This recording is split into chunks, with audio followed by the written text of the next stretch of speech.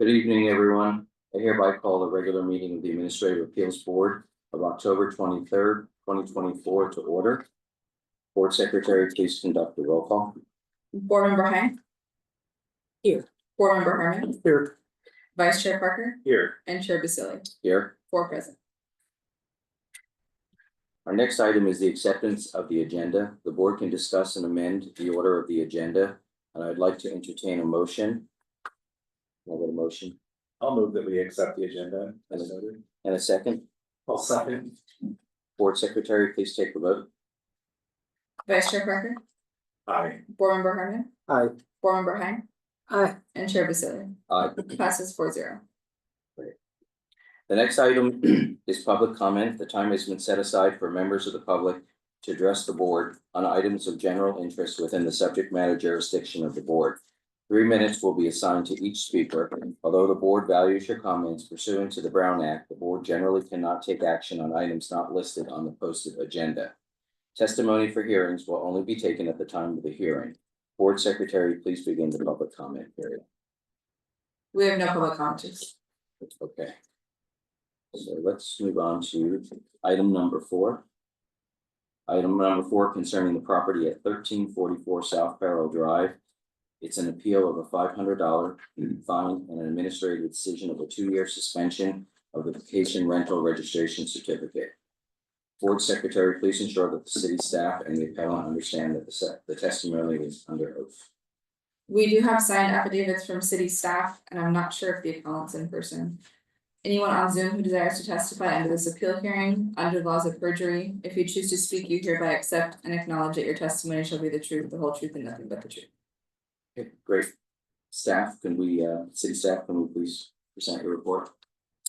Yes, thank you, Chair Basili. Good evening, members of the board, my fellow city staff, and members of the public joining us for tonight's hearing. My name is Mitch Chapman, and I'm the Code Compliance Supervisor for the City of Palm Springs, and I oversee the enforcement program for our city. Before you this evening is a staff report for the property located at 1344 South Farrell Drive. This property was issued a rental certificate with a start date of March 16th, 2022. And the certificate was revoked on August 8th, 2024. Staff found the property in violation of Palm Springs Municipal Code 525-090, whereupon the third violation in any 12-month period, the city manager shall suspend the vacation rental registration certificate for 2 years. Included in your staff report is a brief of each of the 3 citations issued.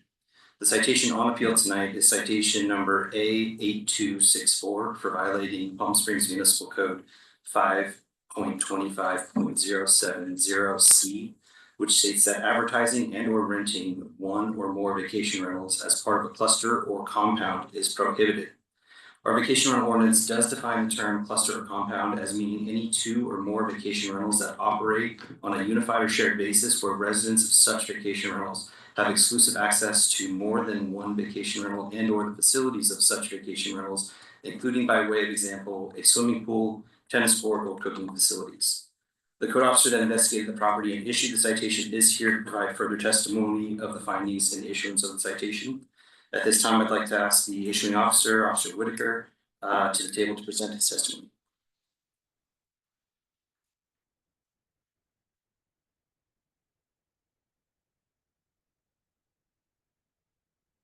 Please introduce yourself. Thank you.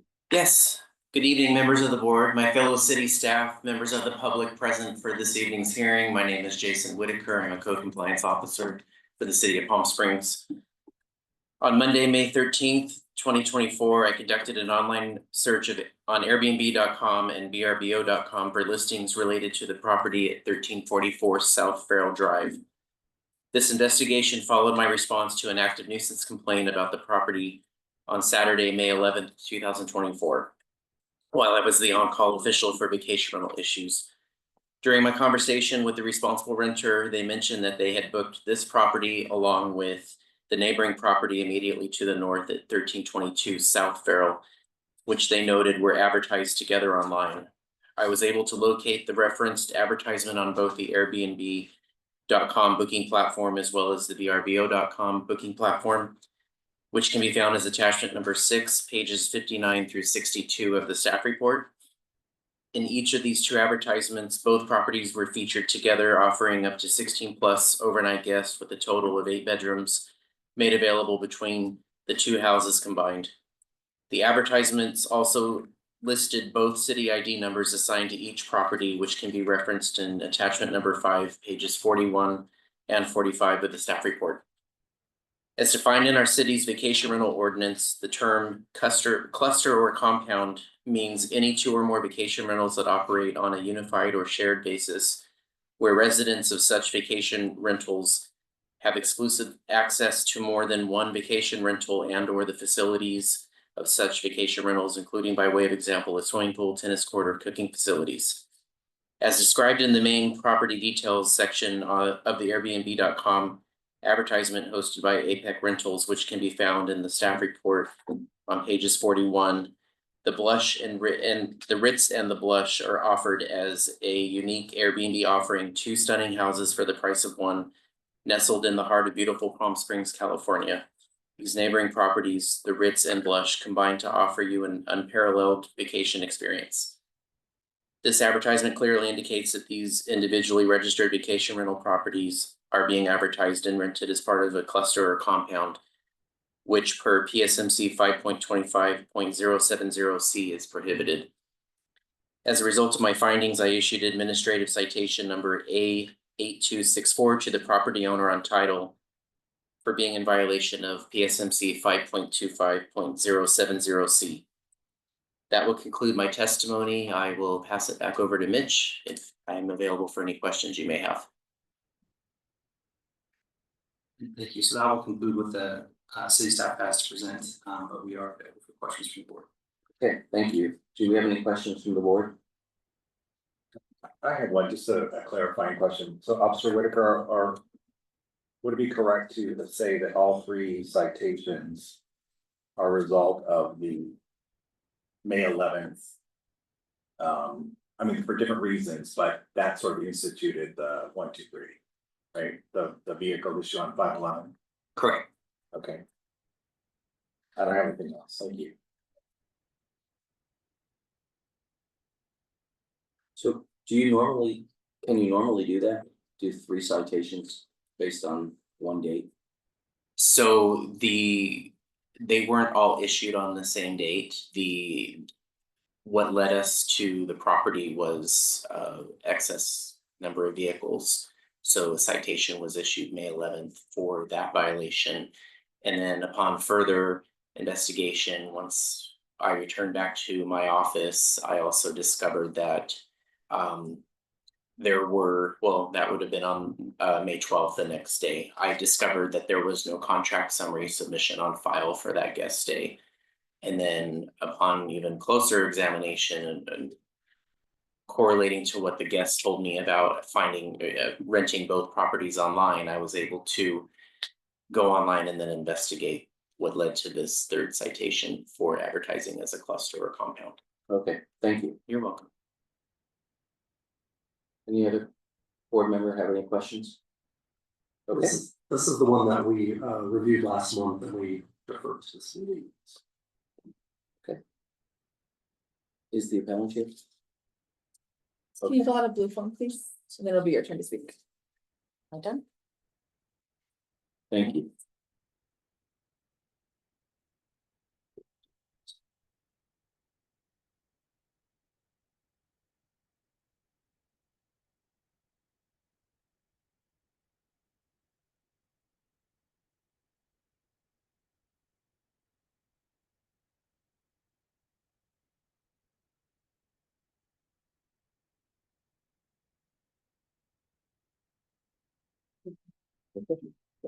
So at this time, I'd like to open the appeal hearing to the appellant. He's invited to speak for up to 10 minutes. Any members of the public who desire to speak at the appeal hearing shall have up to 3 minutes to speak. If any member of the public testifies, the appellant will be invited to provide a rebuttal for up to additional 2 minutes. Could you please state your name? My name is Joshua Gilbert. Can you press the green button? My name is Joshua Gilbert. Okay, your 3 minutes starts. Do I hold it? Hold it, Espresso. It's on. As long as it's green, you're good. Thank you. Great. Thank you, everyone. Really appreciate your time. This is my first time speaking here. I My name is Joshua Gilbert. I own Neighbor Rentals and I've been operating this business since 2020.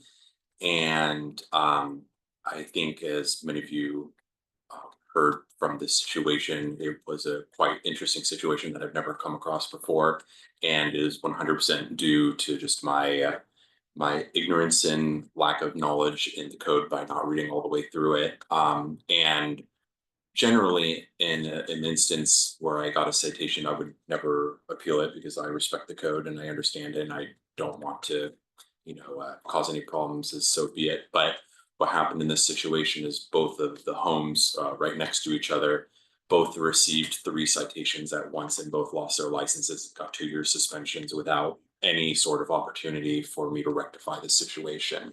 And in return, I failed the property owners as a result of it and their livelihood as far as the rentals that they have. It was my fault for not looking into the code. I'd never heard of that situation before. I thought I personally was being very clever and smart by saying, hey, it's an opportunity for people who want 2 homes that just happen to be right next to each other.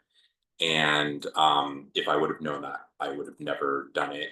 I even included the city IDs in the advertising you're supposed to. So it wasn't like I was trying to hide anything or be clever against the city in any way. There was no malintent whatsoever. But if I would have known, I would have corrected any issues at all. But all 3 for both properties came at once, and they both completely lost it for 2 years. And then as a result, 1322 also got a forever ban 2 weeks after that because of another related issue compared to it as well. So that person is never allowed to rent their property ever again as a result.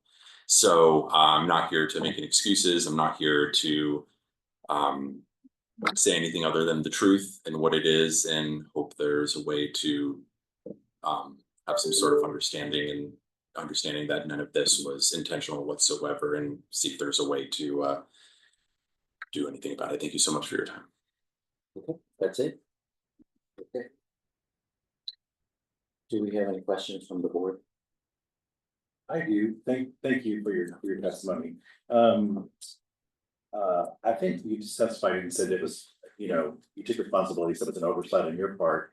In your appeal, there was a little bit of a difference in fact. You said the advertising about the complex is vague in the code. I do believe that. Okay, I've read through it, and I personally wouldn't have just thought that was so obvious. And I'd never heard anyone ever speak about this before. So to me, it was vague. It was never something that I had ever heard of from any other manager or property owner in the city. So to me, it just didn't seem like something in which should have been met with such a strict outcome, was my point in there. okay. Because in reviewing the code, I'm not in the business, but it seems pretty clear. It means 2 properties advertising as one, sharing the pool, et cetera, et cetera.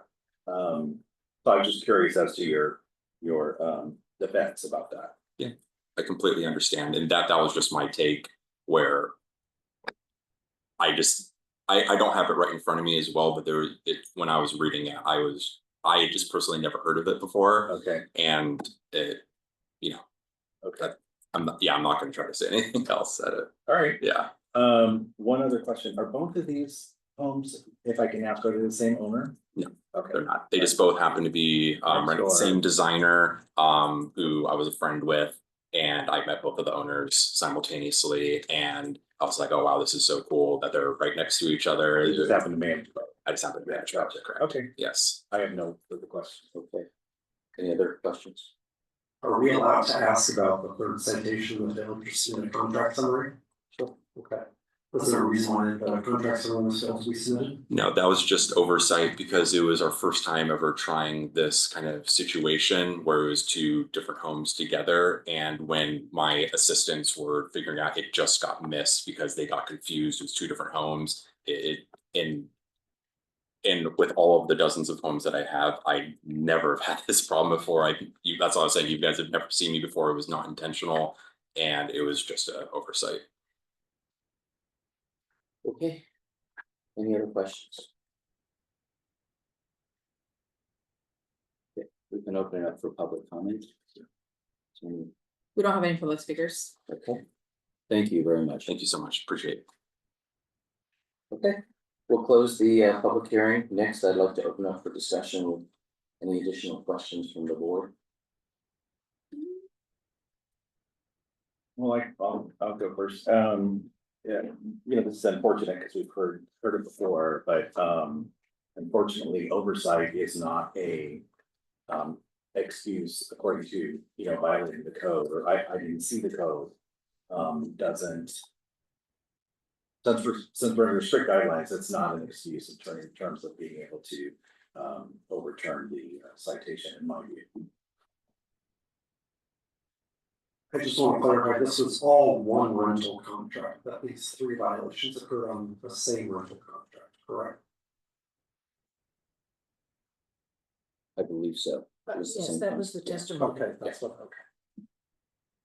Okay, well, I agree with David that unfortunately, the contract summary issue seems to be an issue that pops up quite a lot in our violations.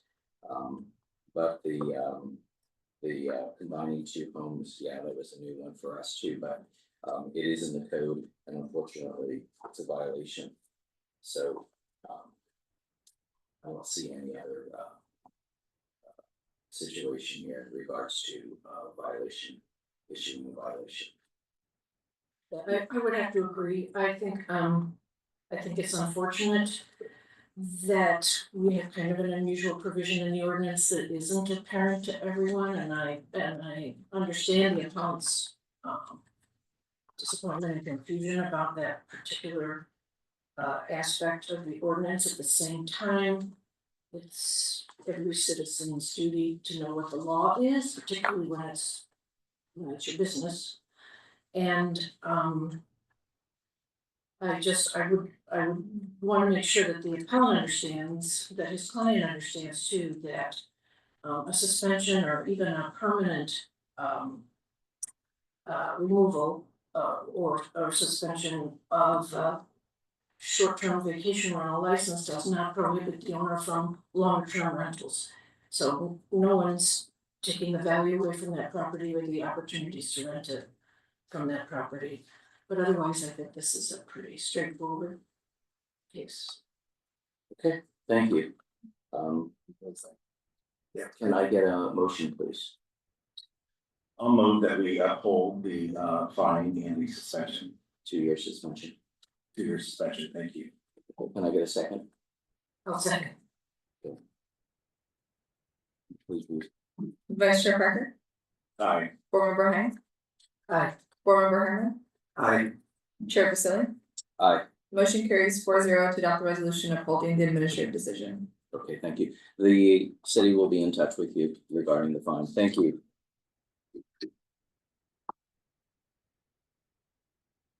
Let's move on to number 5.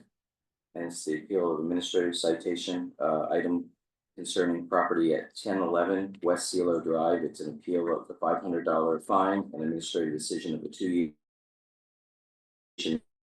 certificate. Board Secretary, please ensure that the staff, city staff and the appellant understand that testimony is under oath. We do have signed affidavits from city staff and the appellant that is in person.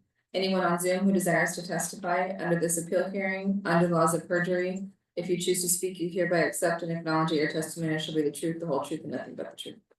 Great. If we get city staff to present the report, please. Yes, thank you, Chair Vasily. Good evening, members of the board, my fellow city staff and members of the public joining us for tonight's hearing. My name is Mitch Knapp, I'm the Code Compliance Supervisor for the City of Palm Springs, and I oversee the enforcement program for our city. Before you this evening is a staff report for the property located at 1011 West Cielo Drive. This property was issued a vacation rental registration certificate with a start date of March 25th, 2020. And the certificate was suspended on July 22nd, 2024. Staff found that the property in violation of Palm Springs Municipal Code 525-090, whereupon the 3rd violation in any 12-month period, the city manager shall suspend the vacation registration certificate for 2 years. Included in your staff report is a brief of each of the 3 citations that were issued. The citation on appeal tonight is citation number A8275 for violating Palm Springs Municipal Code 525-040F, which states that a copy of the current registration certificate as issued by the city and the maximum number of guests allowed on the premises shall be displayed in a clear and legible manner in a conspicuous and easily accessible location in the unit and on all advertising related to each vacation rental or home sharing interest, including without limitation, web-based advertising, hosting platform, print media, and television. Our city further clarified this requirement via an administrative regulation passed in September of 2017, found in the staff report on page 21, which states that the city ID number will be prominently and legibly included in the property description section of the vacation rental or home share interest web-based advertising, hosting platform, print media, and television. City ID number will be listed on all such advertising in the following format: the City of Palm Springs ID number, followed by the unique city ID number listed on the registration certificate. The admin regulation further stipulates that it is the sole responsibility of the owner or the owner's agent to comply with this regulation, regardless of advertising platform changes by a host, and technical issues shall not excuse any violation thereof. The code officer who investigated the property and issued the citation is here to provide further testimony of the findings and issuance of the citation. At this time, I'd like to ask the issuing officer, Officer Jason Whitaker, to the table to present his testimony. Thank you.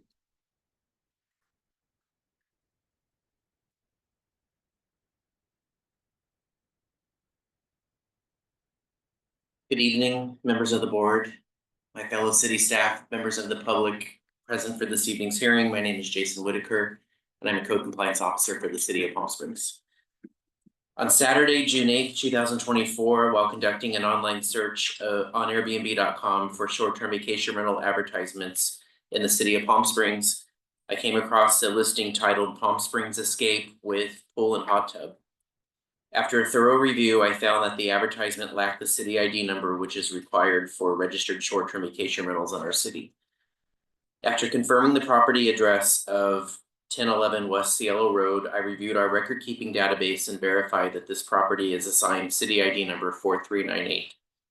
Additionally, I found that the property owner had previously been issued administrative citation number A7998 by myself on April 19th, 2024, and administrative citation number A7907 issued by Code Compliance Officer Jacob Gonzalez on May 13th, 2024.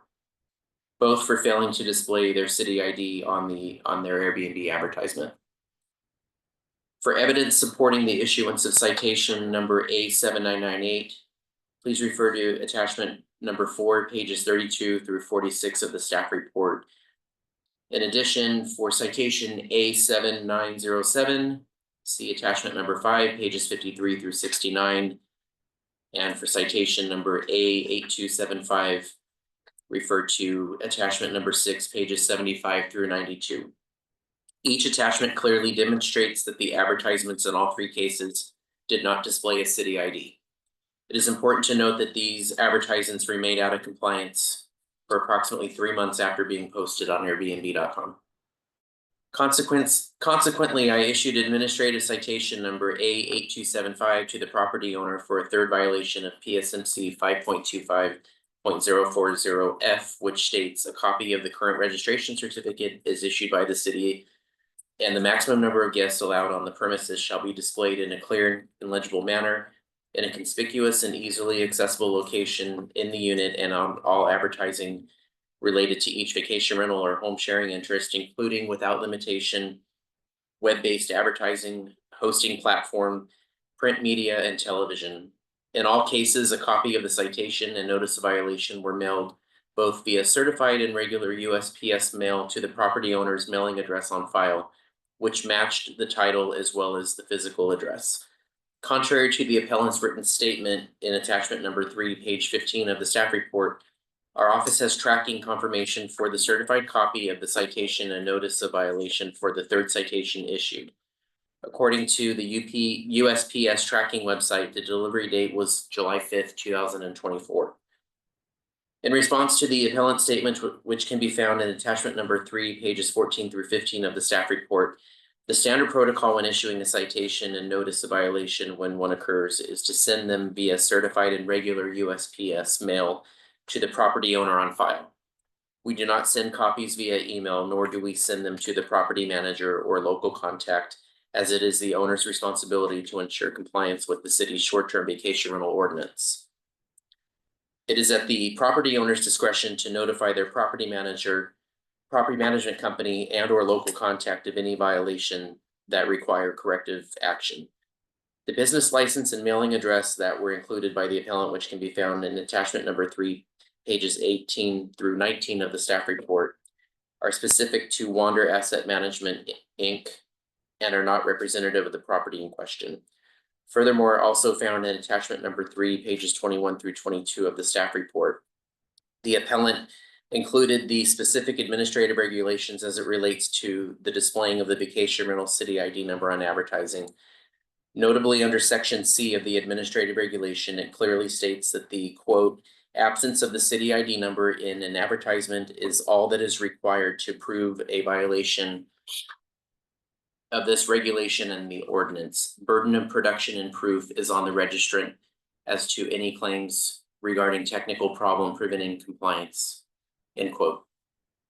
This will conclude my testimony. I will hand it back over to Mitch. I am also available for any questions that you may have.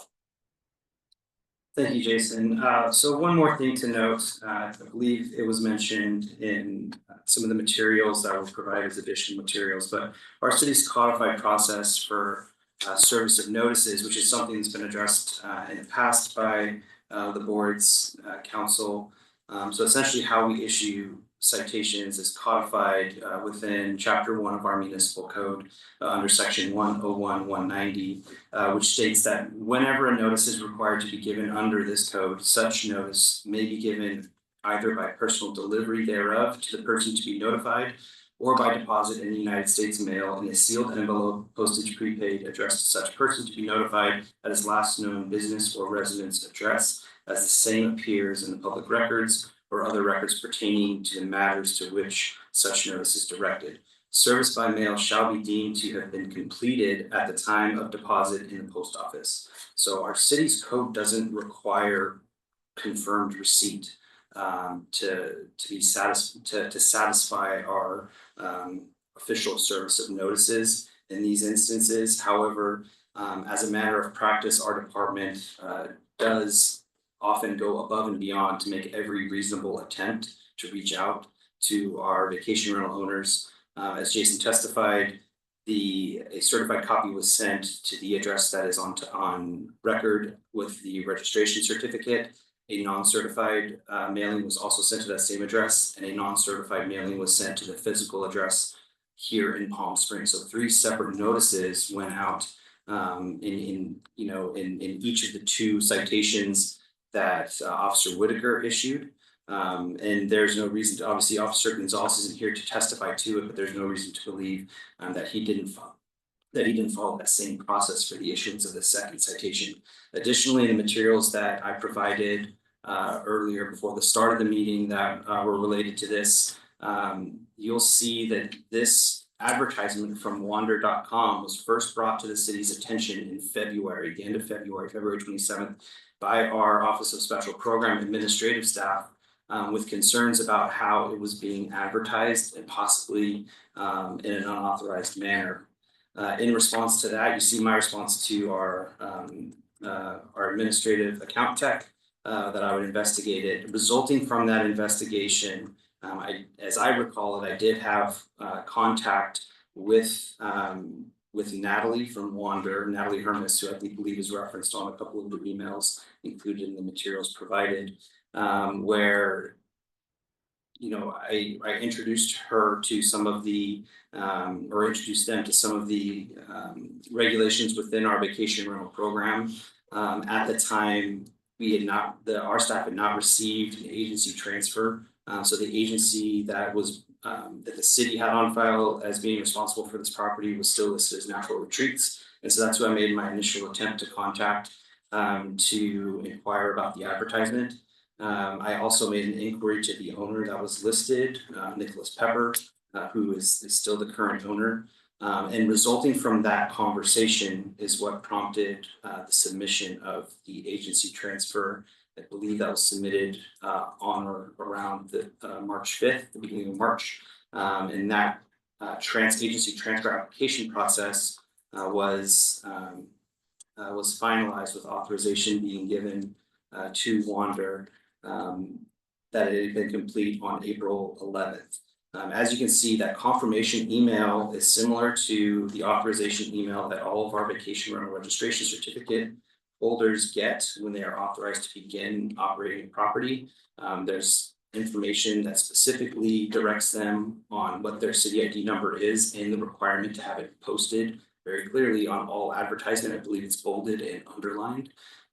So that is standard for all of those particular authorization letters that go out. Additionally, there's some other information that talks about contract summary submissions, and it also reiterates the limits on yearly contracts. As you can see, that was addressed to Natalie Hermes with Wander. So at that point, again, that was April 11th, I believe is the date on that.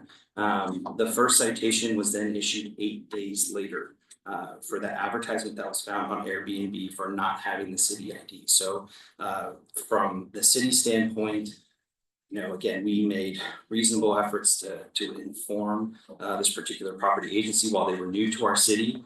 Again, we made attempts to ensure that they were aware of what our regulations are. They also, there was acknowledgements on the application form that was submitted for transfer.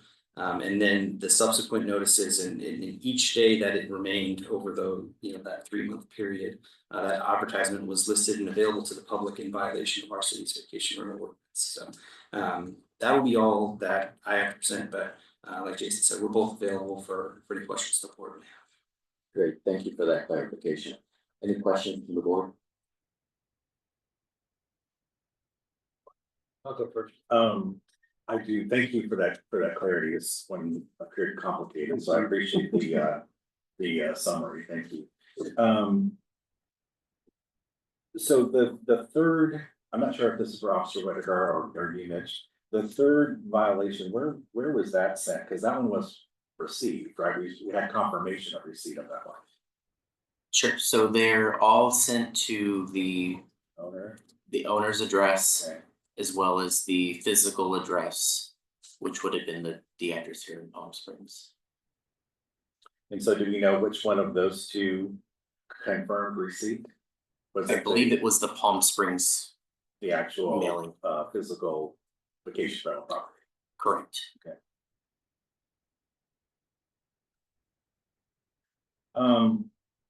And this is just sort of a process question for me. What's the reason we ask owners to file information about the agency that they've hired?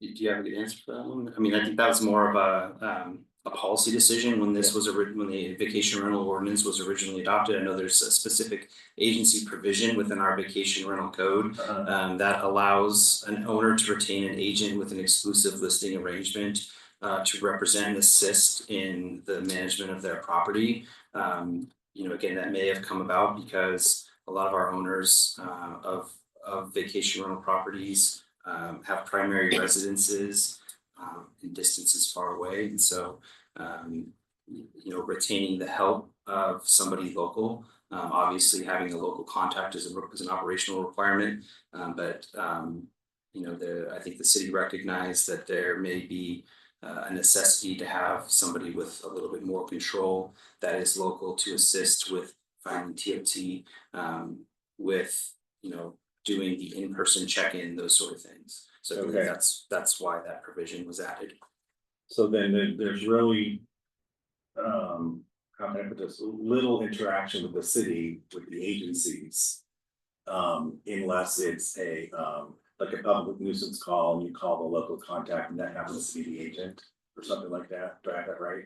Not necessarily. So there's a good amount of contact that we have with the agency, whether it's through the annual vacation rental safety inspection that occurs at each property. Generally, that's if it's an agency represented property, that inspection is carried out by the code compliance department, along with generally a representative from the property management company. And then before our city switched to an online TOT remittance program, remittance was required to be filed in person, and that was generally conducted by the representative of the agency. So our our administrative account personnel have a good amount of contact with our property management companies, our enforcement officers, in dealing with reported citizen concerns, also generally engage with the listed local contact with a property that is registered as an agency property that generally falls within their scope. So we have regular interaction with them as well. So the owner is engaged if there are specific failures or violations that are administrative failures or things that are under the control directly of the owner, or again, by failure of their authorized agent to comply with the provisions of the vacation rental ordinance. Okay. That sort of leads me to my next specific question. So the second citation notice, it's item 5, page 23 in your staff report. Looks like it was sent to the owner at his address and then the former agent at a local address. Would that be an accurate assumption? Just give me a second to navigate. Are you referencing item 5, page 30? Page 23, okay. Sorry, page 23, I it's a second citation notice dated May 14th. So that particular citation was addressed to the property owner, not the agent. And then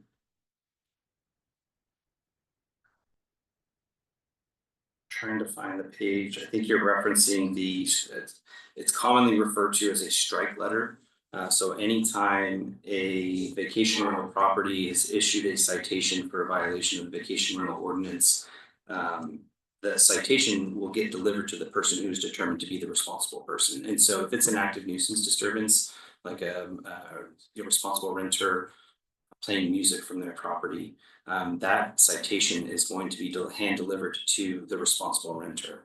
And so the follow-up that our administrative office does in those cases is send what's referenced as what's called a strike letter. It's actually on page 30, where that will generally be addressed to either the vacation rental property owner, if it's an owner categorized property, or to the agency on file. So in this case, I believe the one you're referencing was the strike letter that was sent on April 22nd, 2024. And that looks like that was addressed. 1 month later, May 14th. May 14th. Okay, so the second citation letter, sorry. On my view of the thing, it says page 23, item 5.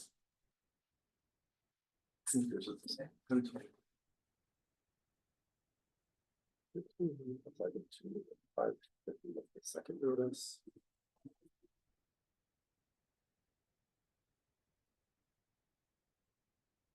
This one.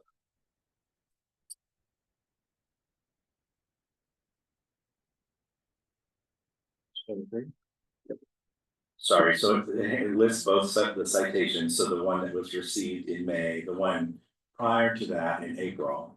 But it appears it was sent to the owner at his address and also the agent at a local address.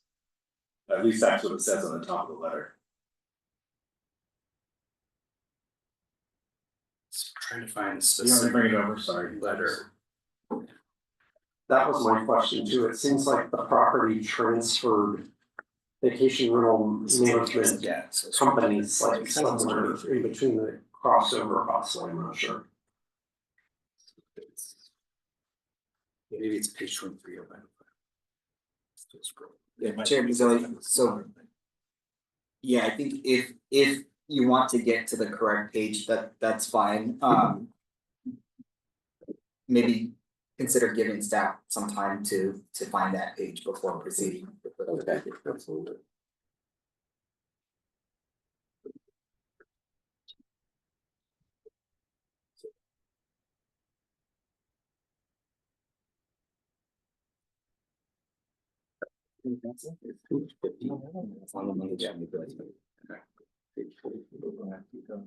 So I do see it, so I believe in the posted staff report on the Laser Beach portal, it's Oh, page wait, 15. wait a minute, I think I figured out the mystery. It's in the additional materials, I think that were supplied by the appellant. Gotcha. Sorry. But the letter reference that is dated May 14th, 2024, addressed to Nicholas Pepper, and then it's also addressed to Natural Retreats at 515 North Palm Canyon Drive, number 612. And you know, again, so like I said, that is that's what the RC refers to as a strike letter. So anytime a violation has been found and a citation has been issued at a property, we will send, again, the notice gets delivered to the person who's determined to be responsible for that particular violation. In this case, the actual citation and the citation letter was sent to the property owner, Nicholas Pepper. And then this letter, because this property was categorized as an agency property, was sent as a courtesy to Natural Retreats. So that was, would seem like that was sent in error. Our records indicate that the transfer of this property, the agency transfer of this property did occur in April. And as this letter is dated in May, and it's obviously addressed to Natural Retreats, which was the former agency. So this courtesy letter would not have made its way to the owner's current representation, Wander. Okay, that's what I was getting. That seems to, again, so that this letter is it's drafted, and as you see, it's signed by Patrick Clifford. So this letter is drafted separate from our enforcement division. It's drafted by our administrative division. Like I said, as a courtesy to kind of notify owners if they weren't already made aware by their local contact or their guest, so that they're not surprised. Okay, and then it sounds like when Wanderer, who I understand is the current agency, right? When they received that, when it finally caught up and they received the one in June. All three fines were paid in full, July on the same day, is that correct? All three were paid? I believe so. That sounds correct. Yeah, I think you said it was paid on 7/29/2024.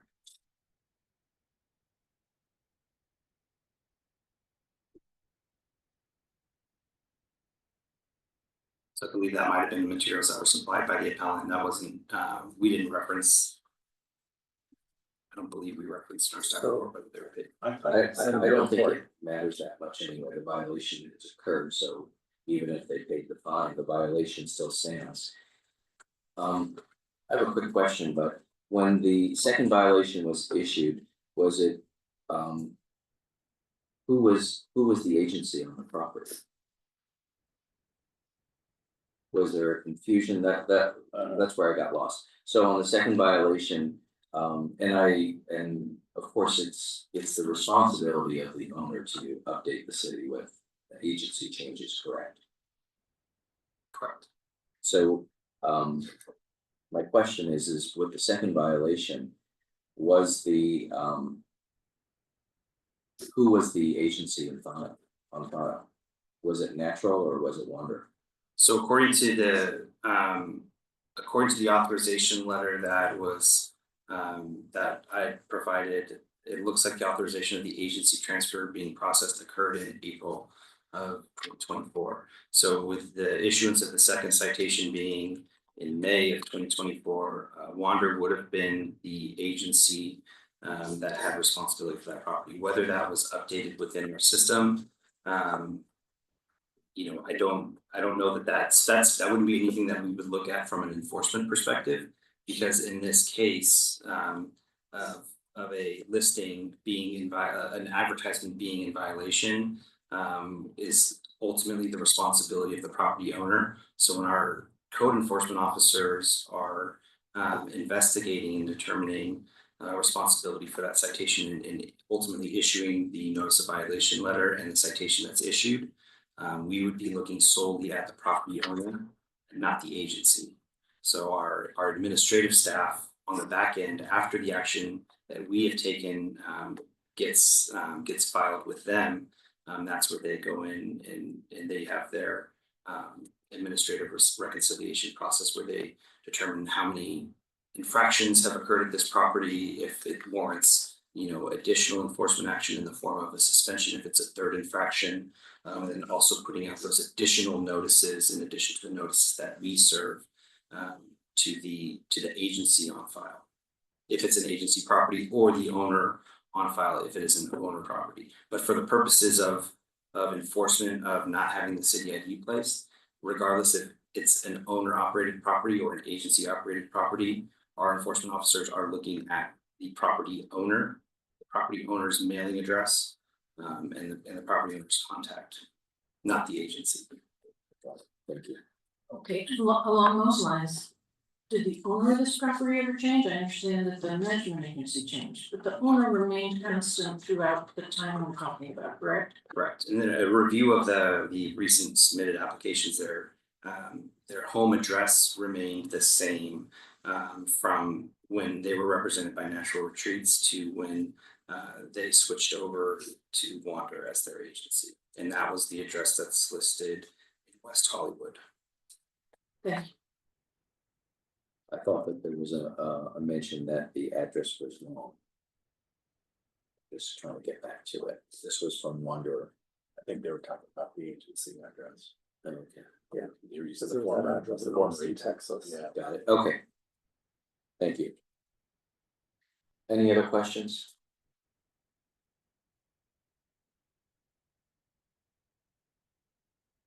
No other questions, okay. Is the appellant here? Okay, great.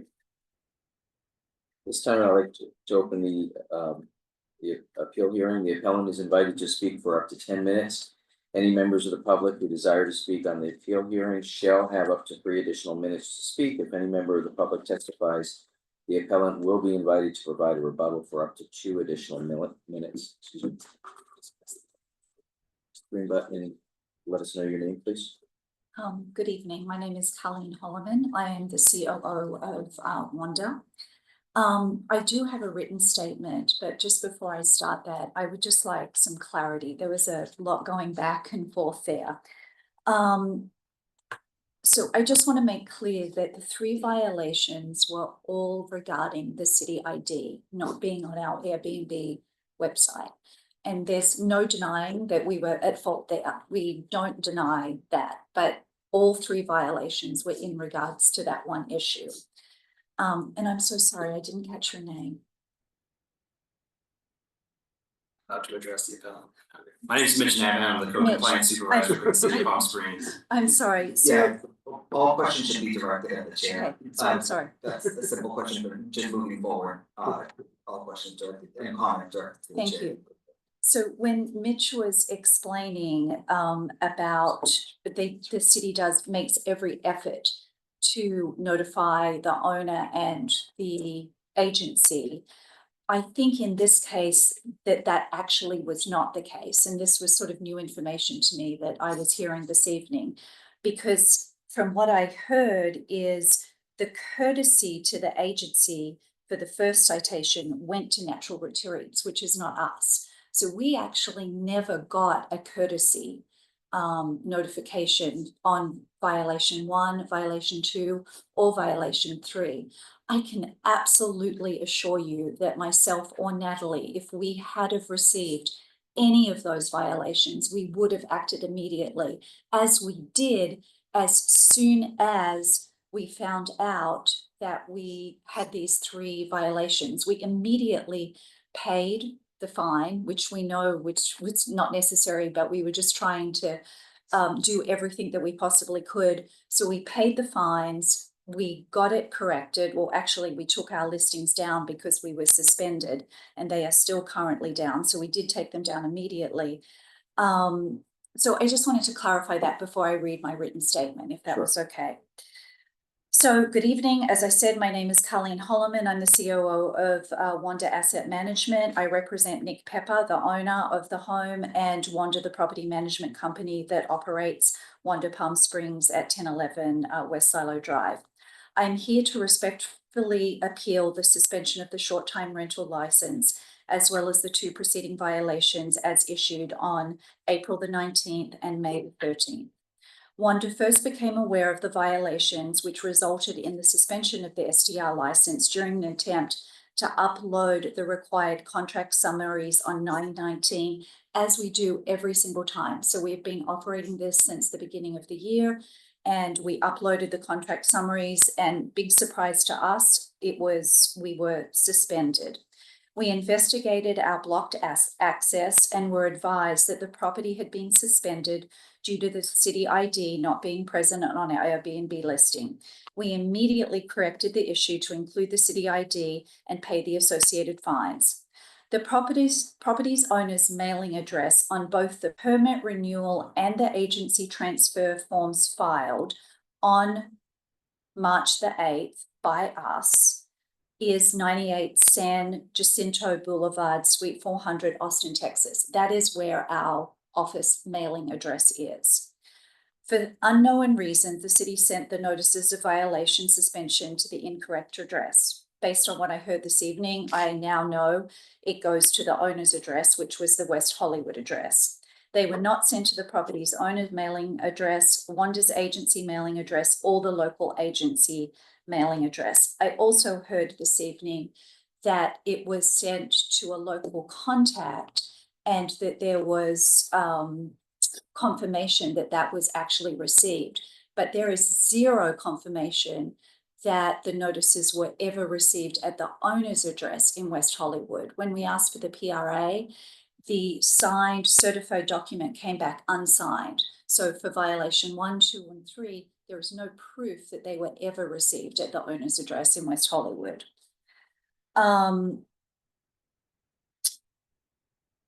The owner's registered mailing physical address are purposefully different as he travels much of the time on business. He never is at that West Hollywood address. So when we completed the forms from the previous management company, Natural Retreats, we changed the mailing address to our address in Austin, Texas. As I said, there was no certified mail card to prove that it had actually been received at the West Hollywood address.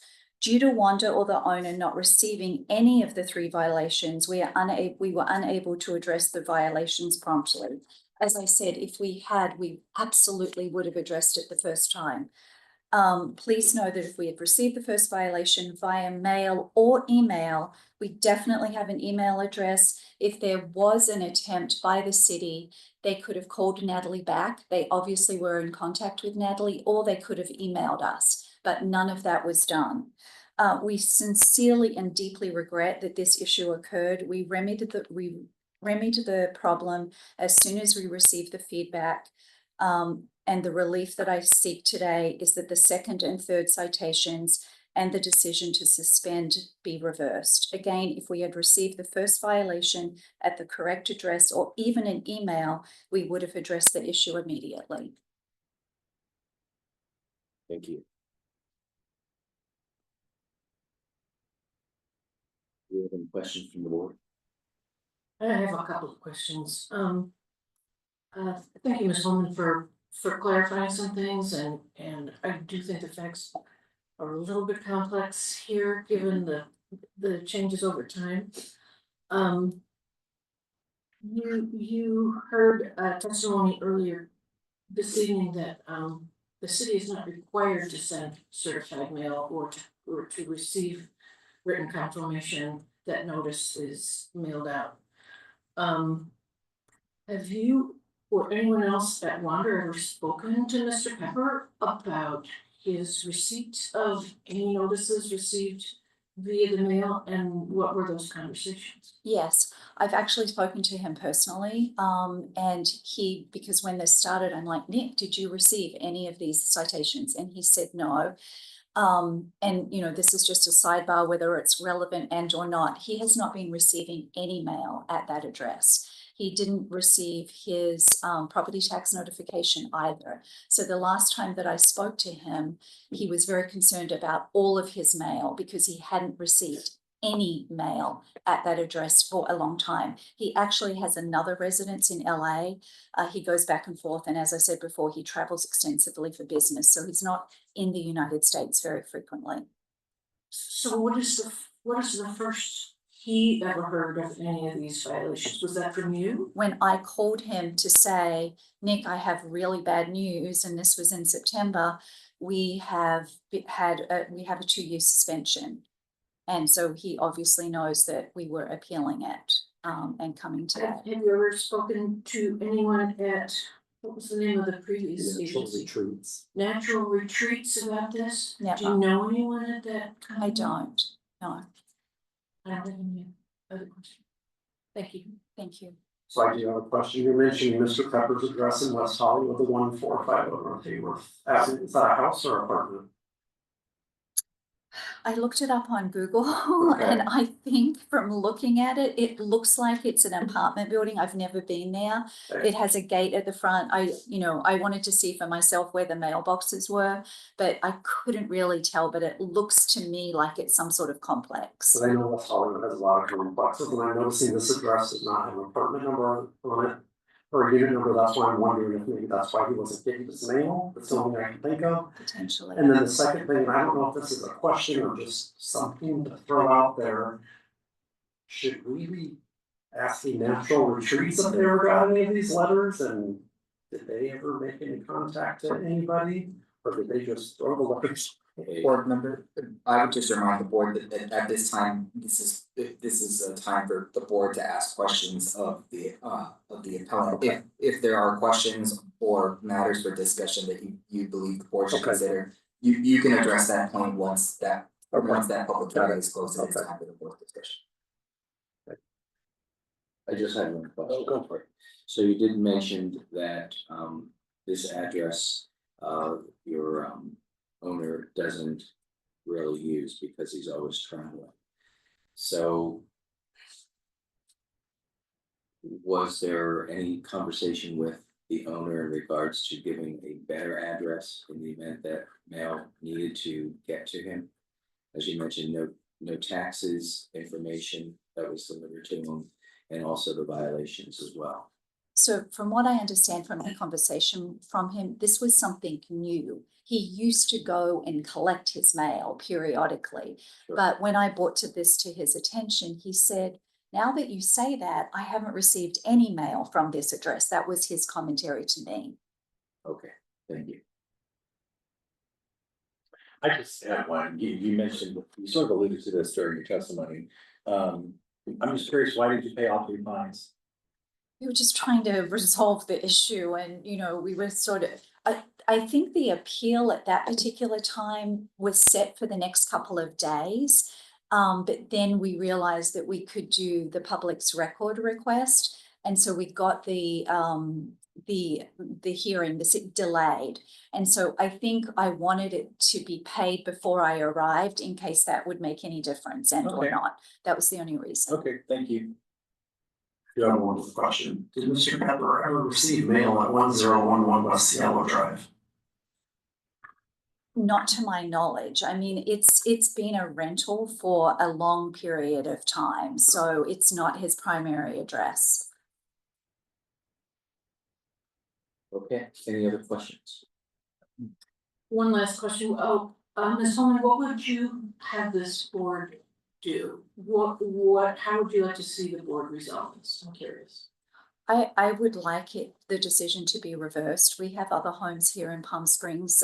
This home of Nick Pepper's was our first in Palm Springs. I can assure you that the licenses are on every website on all of our other homes. So I would just appeal to you that if we had have received these, we absolutely would have complied. We were not trying to do anything wrong here. We knew what we had to do. We just did not receive that first violation. So I would beg, please, that we reverse this. It was just an error of not receiving the mail. Thank you. Thank you. Is there any public comments right now? We do not have any public comments. Okay, thank you. We will now close the public hearing. Next, I'd like to open this up for discussion. Any questions from the board? So from my perspective, this is not as cut and dry as some of these other ones that we've seen. And I know that it's the owner's responsibility at the end of the day. But I think we see two examples where a courtesy notice was sent to the agency. And it was sent after the city received notice of the new agency. It was sent to the old agency on two different occasions, on the April 22nd letter. And then all the that strike letter, and also on the one in May. I believe not only from the testimony, but also from the evidence that we see that had we sent a courtesy notice to the correct agency, they would have jumped right on it. They immediately paid the fines once they saw that there was an issue. So I'm really struggling with this one. I agree with you. I think the addresses are very complicated and all the mail getting lost and going to natural retreats, and that's why I brought up. Did anyone from natural retreats ever make a contact or anything? Because I know they're all company, I actually know somebody who works there. So that's why I'm just kind of like, this is odd. I'm just thought, okay, it's not our issue. Yeah, it's not our issue, but I mean, just occurs. Yeah. A couple of comments. I wish Mr. Pepper was here or appeared here tonight, because I'd like to hear from him. Whether, what are his issues about receiving mail, and when did he first hear about this, and so on. But I have to say, this violation is probably the most technical and otherwise non-substantive violation there is, and I can't imagine that anyone would receive notice of this and just say, rather than take the 15 seconds it takes to put the registration number on there, that they would risk fines and suspensions. So I think that lends credibility to this whole mix up, and I'm inclined to reverse the citations. I agree. Okay, so, and I agree with everyone else. So I'd like to put a motion out there. I move that we overturn the suspension. I'll second. Board member. Secretaries. Vice Chair Parker? Before we Aye. proceed, Sorry. I just want to clarify, the motion on the table is to overturn the violation in its entirety, right, which would be not just the suspension, but also the associated penalty. I think it would be best for the record for you to clarify if that's. Thank you, thanks for the clarity. So I move that we overturn the violation and the suspension. Is that correct? All right. Okay, can I get a second? Again, second. Vice Chair Parker? Aye. Board Member Hein? Aye. Board Member Herman? Aye. Chair Basili? Aye. Motion carries 4-0 to adopt a resolution overturning the administrative decision. Thank you.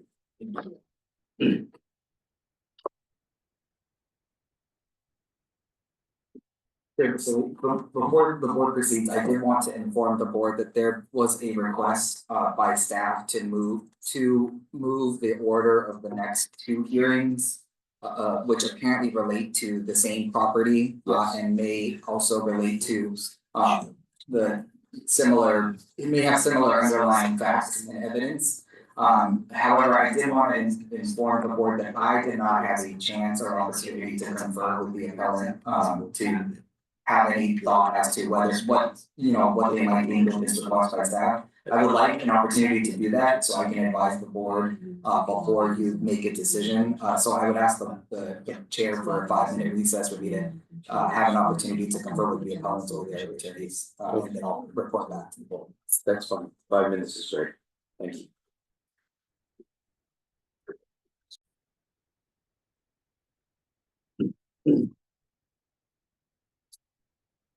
The next item, 6 concerning. Oh, sorry. Next is item 6 concerning a violation of chapter 5.55.60 Palm Springs. Chair, before you proceed, I just wanted to inform the board that I spoke with both of the appellants for both item 6 and 7 as currently on the agenda. It is my understanding after speaking with them that they have no position either way regarding staff's request to move the 2 items.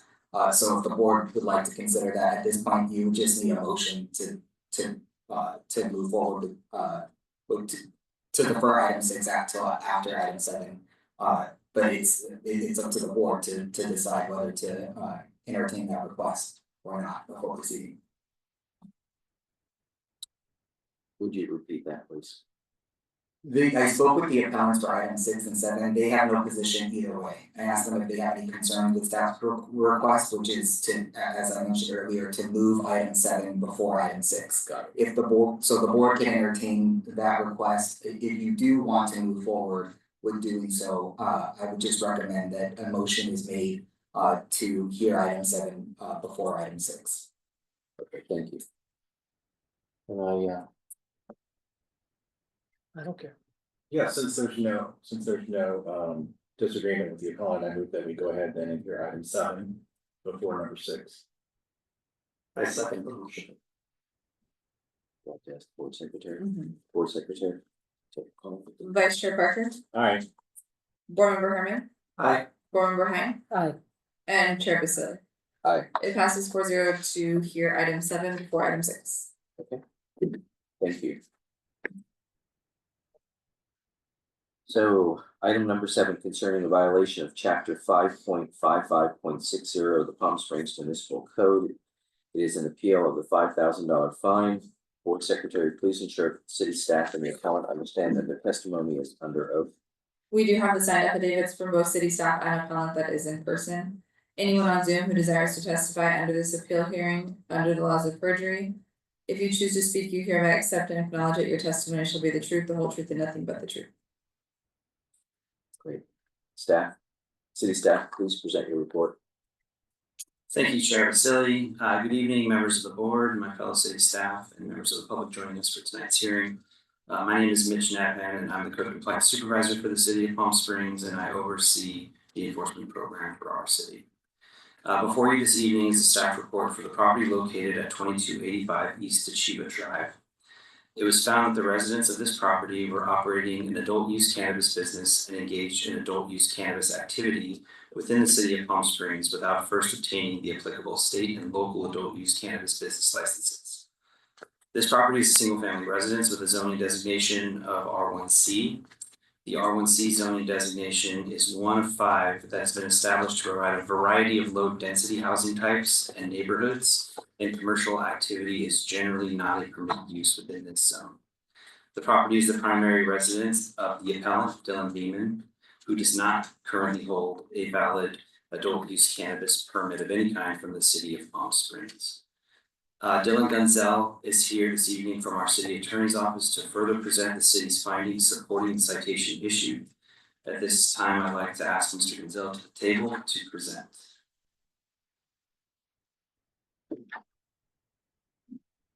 Good afternoon. Oh, I think it's on.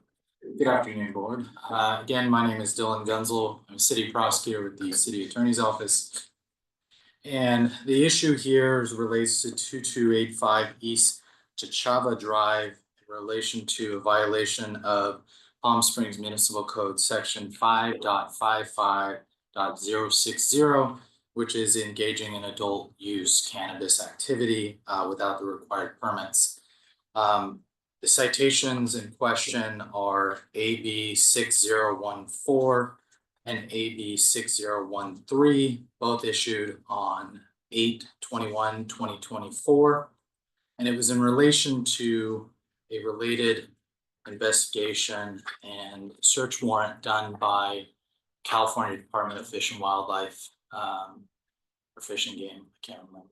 Fish and Wildlife, sorry. And so the city code compliance, they were informed by the State Department of Fish and Wildlife regarding search warrant in relation to the property that was within the city's limits, because they noticed that there was issues. They originally contacted county code enforcement, and county was the one who informed Fish and Wildlife that city has their own code enforcement to reach out to them.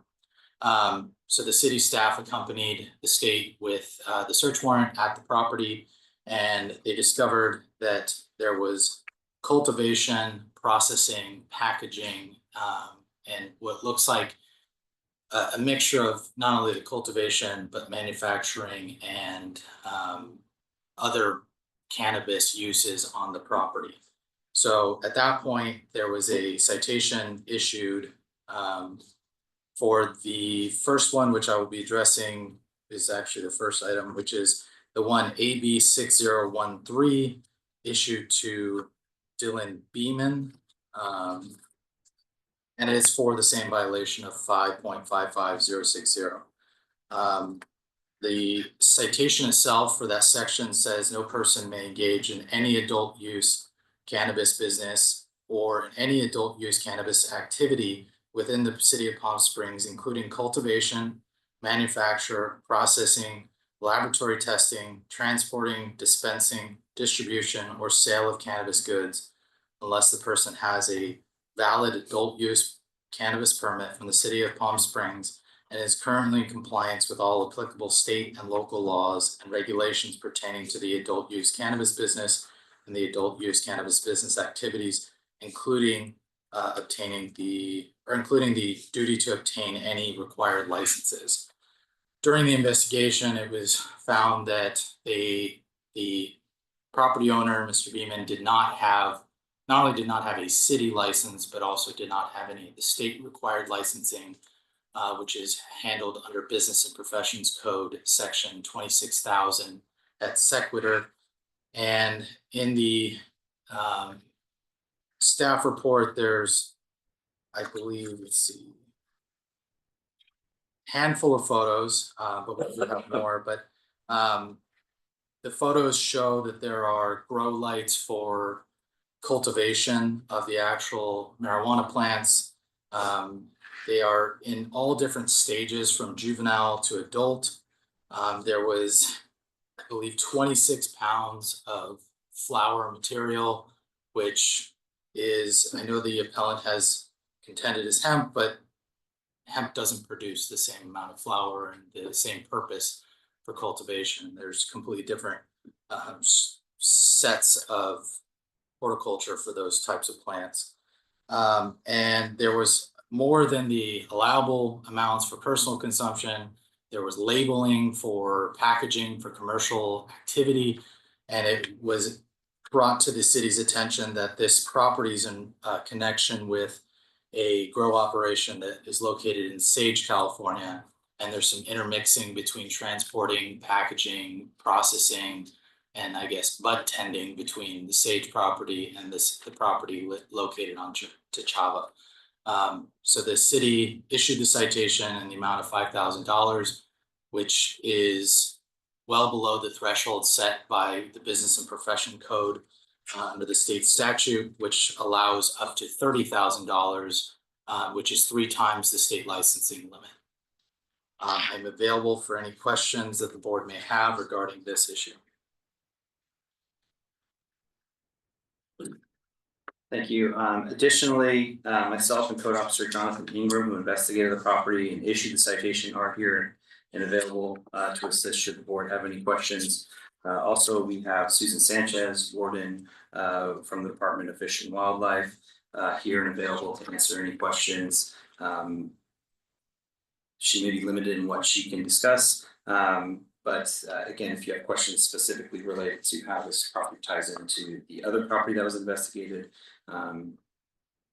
we're available.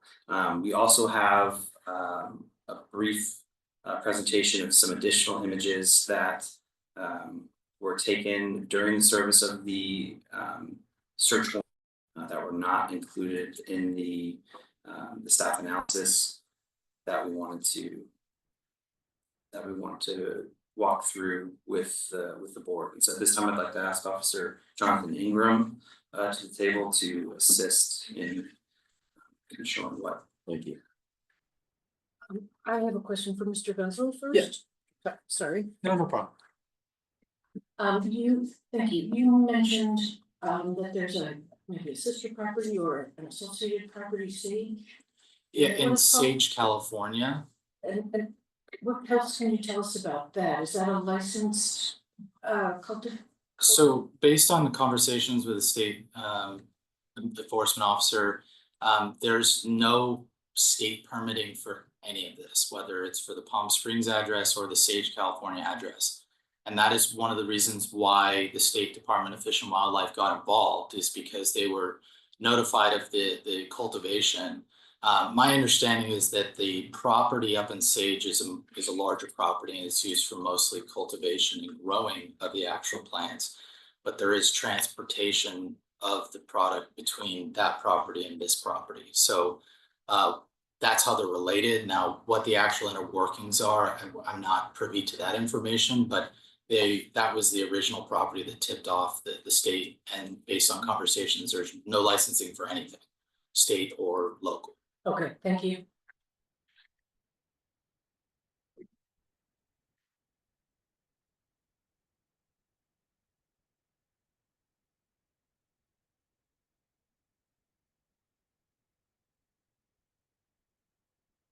Good evening, members of the board, my fellow city staff, members of the public. My name is Jonathan Ingram. I'm a code enforcement officer for the city of Palm Springs.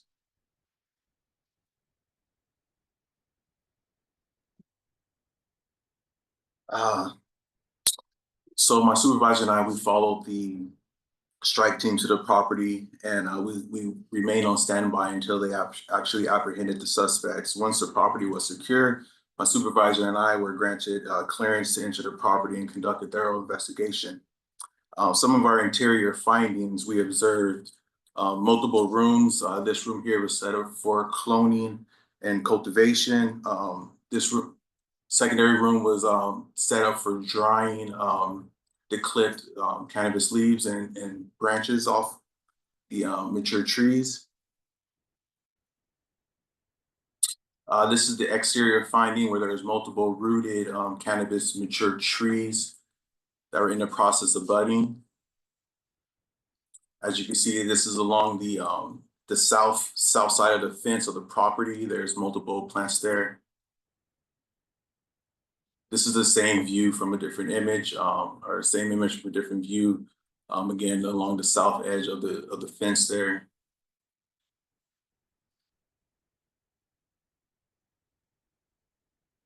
Once again, this is along the house. These are in a further stage, looking like they're producing flower. So in the interior of the property, there were labeled packaging materials and printed labels intended for product distribution.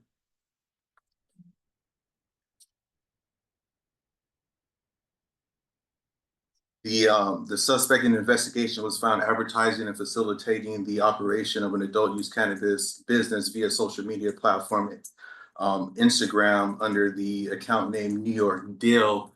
And as we go through some of these images here, you will see that. So in the attachment, or actually the page, on page 4 of the staff report, you can see some of the descriptions of Dylan B and described associated with cannabis cultivation and manufacturing.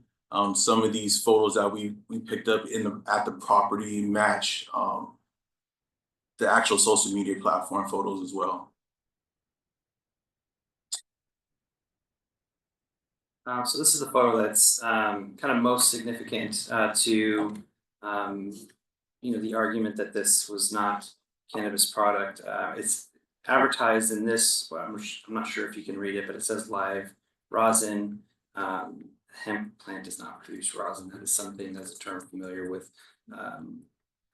concentrated cannabis that is that it's packaging for that purpose. Is that in our materials? This was not in the staff analysis. This is being presented as part of our staff presentation. Is there any way you can flip that image? Let's see. I don't believe so. Sorry, you're not sharing your screen so the public only can see it. If you guys turn to page 8, 9 of the staff report, you should see some of those images in there.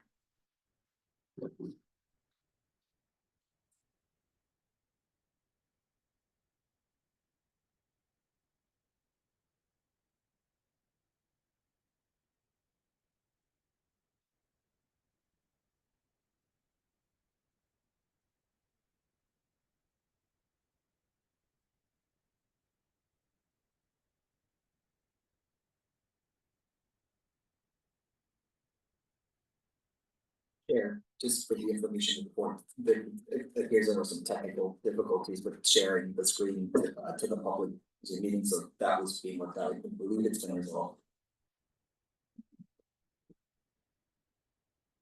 Apologies for that. I don't believe we are able to flip this image under this. So let me see if I can adjust it. Can you zoom in so it's more legible?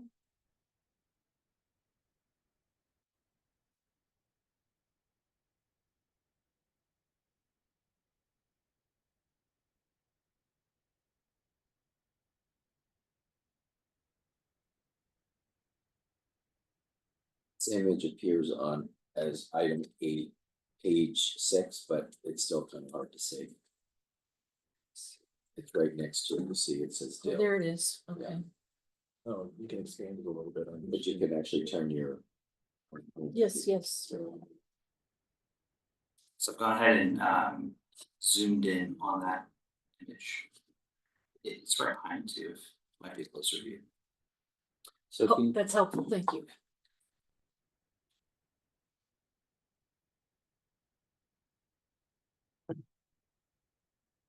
Again, these are more labeling and packaging materials that were found dispersed throughout the property there.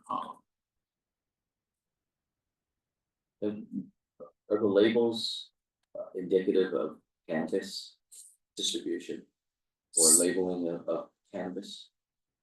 Correct. So those circular labels are usually used for jars that are that has concentrate cannabis in it, like the term wax or rosin. So those are those circular jars that will be placed on top or along the side of it. Okay, got it.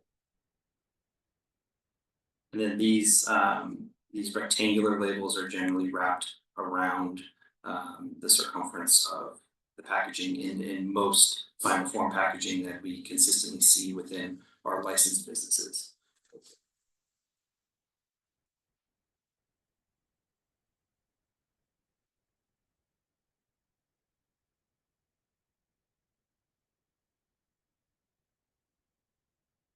So again, these images just depict, this is harvested flower that appears to either have been fully cured or in a state of curing prior to being what's referred to as trimmed.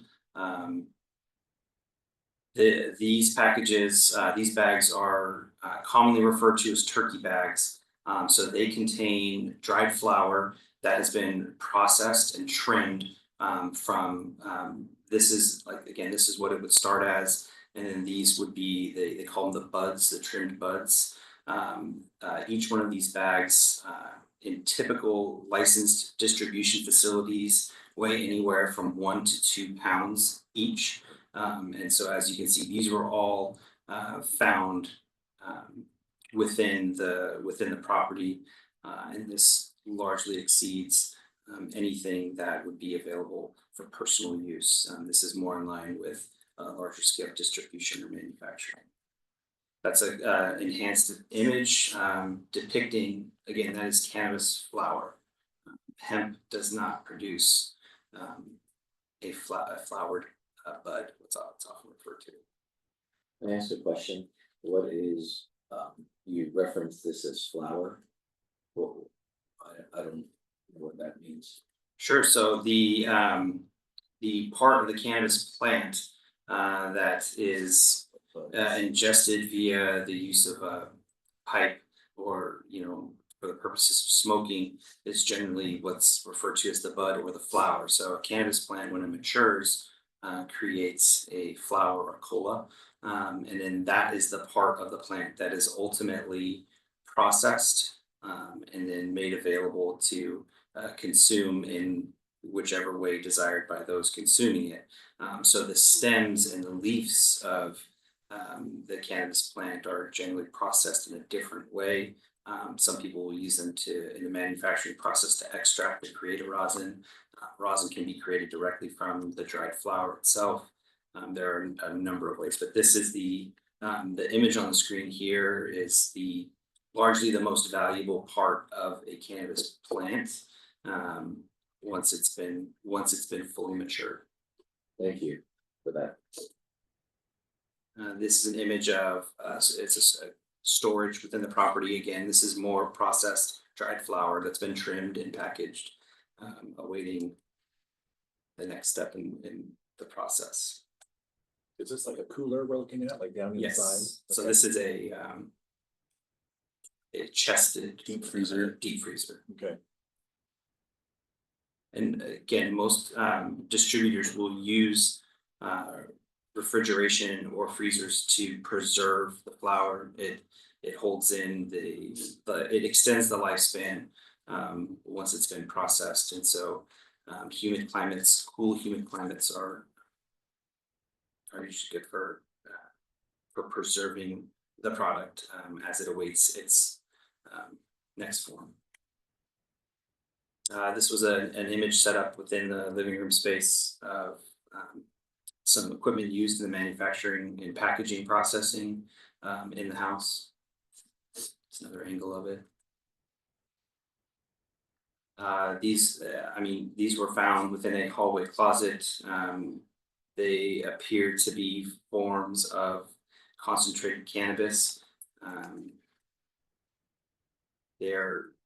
We see this similarly in manufacturing operations where they have received, it's called a distillate, which is concentrated cannabis that is then used to infuse various products, whether it's an edible product to be consumed. Excuse me, those are still at my house today, and Mitch had already verified to me that those were returned. The appellant will have an opportunity to speak during the public hearing portion. I would ask the members of the public to not make comments to the board at this time. Sorry about that. This is called a Harvest Right machine. It is a commercial freeze dryer.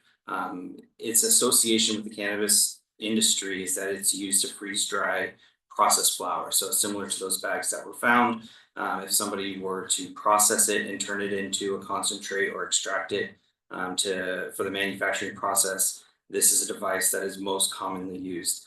It also has recreational uses. It can process food. However, it is a $3,000 piece of equipment.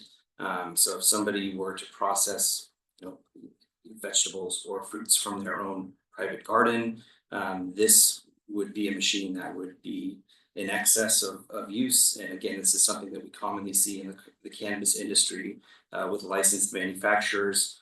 It should be noted that there were no fruits or vegetable plants that were found on the property. The only plants that were found were cannabis plants. These are commercial grade molds along with a bag of manufactured product. These molds are similar to what we would find in a licensed cannabis manufacturing company that makes gummy edibles. Again, a licensed manufacturer would use these to, once they have homogenized their distillate and their other ingredients, they would then pour these into the individual molds and then process them to create the individual pieces that would then be packaged.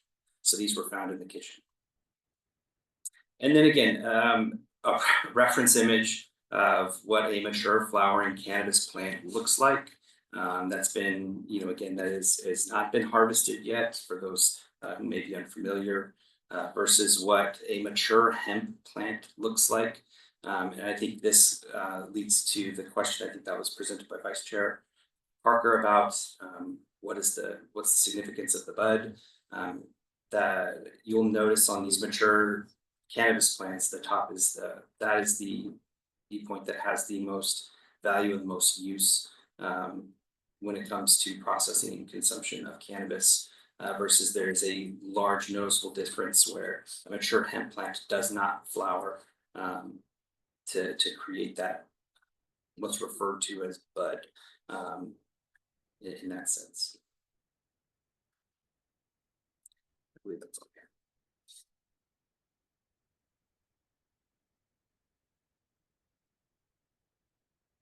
So that will, I know that was a lot, that will conclude what we have to present. Like I said, we, myself, Officer Ingram are available, City Attorney Gonzalez available, and then, we also have, Warden Sanchez from Fish and Game is available, for any questions the board may have. Thank you. Are there any questions from the board? I have one, is it, I looked at the wording of the code in the report.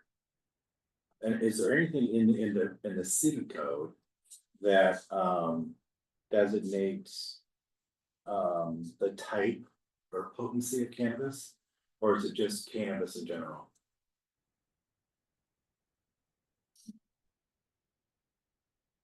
I'm pulling up the exact definition for you. I just saw it and I lost my place, sorry for that.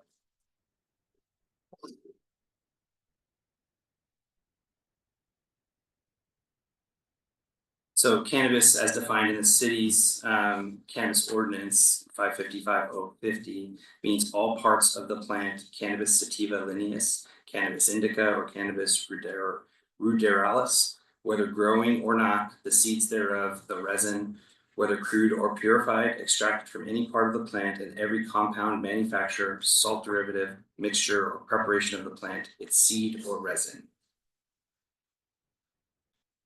Thank you.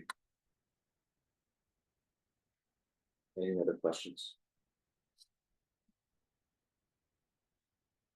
Okay, thank you. Great.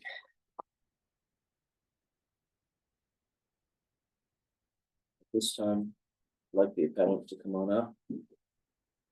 Open up the appeal hearing. The appellant is invited to speak for up to 10 minutes.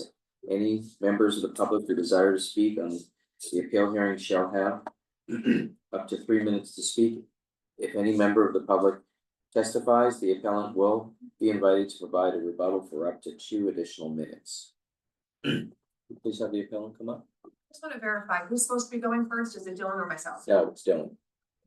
We did make a motion to change the Yes, order? yeah, 7 first, yeah.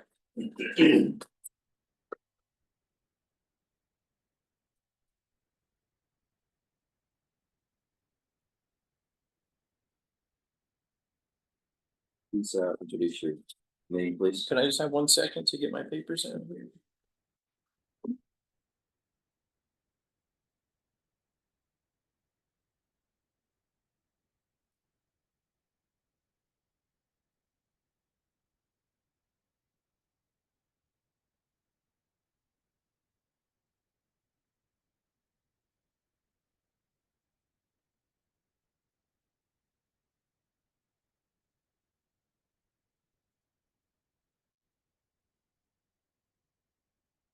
I'm Dylan Beeman.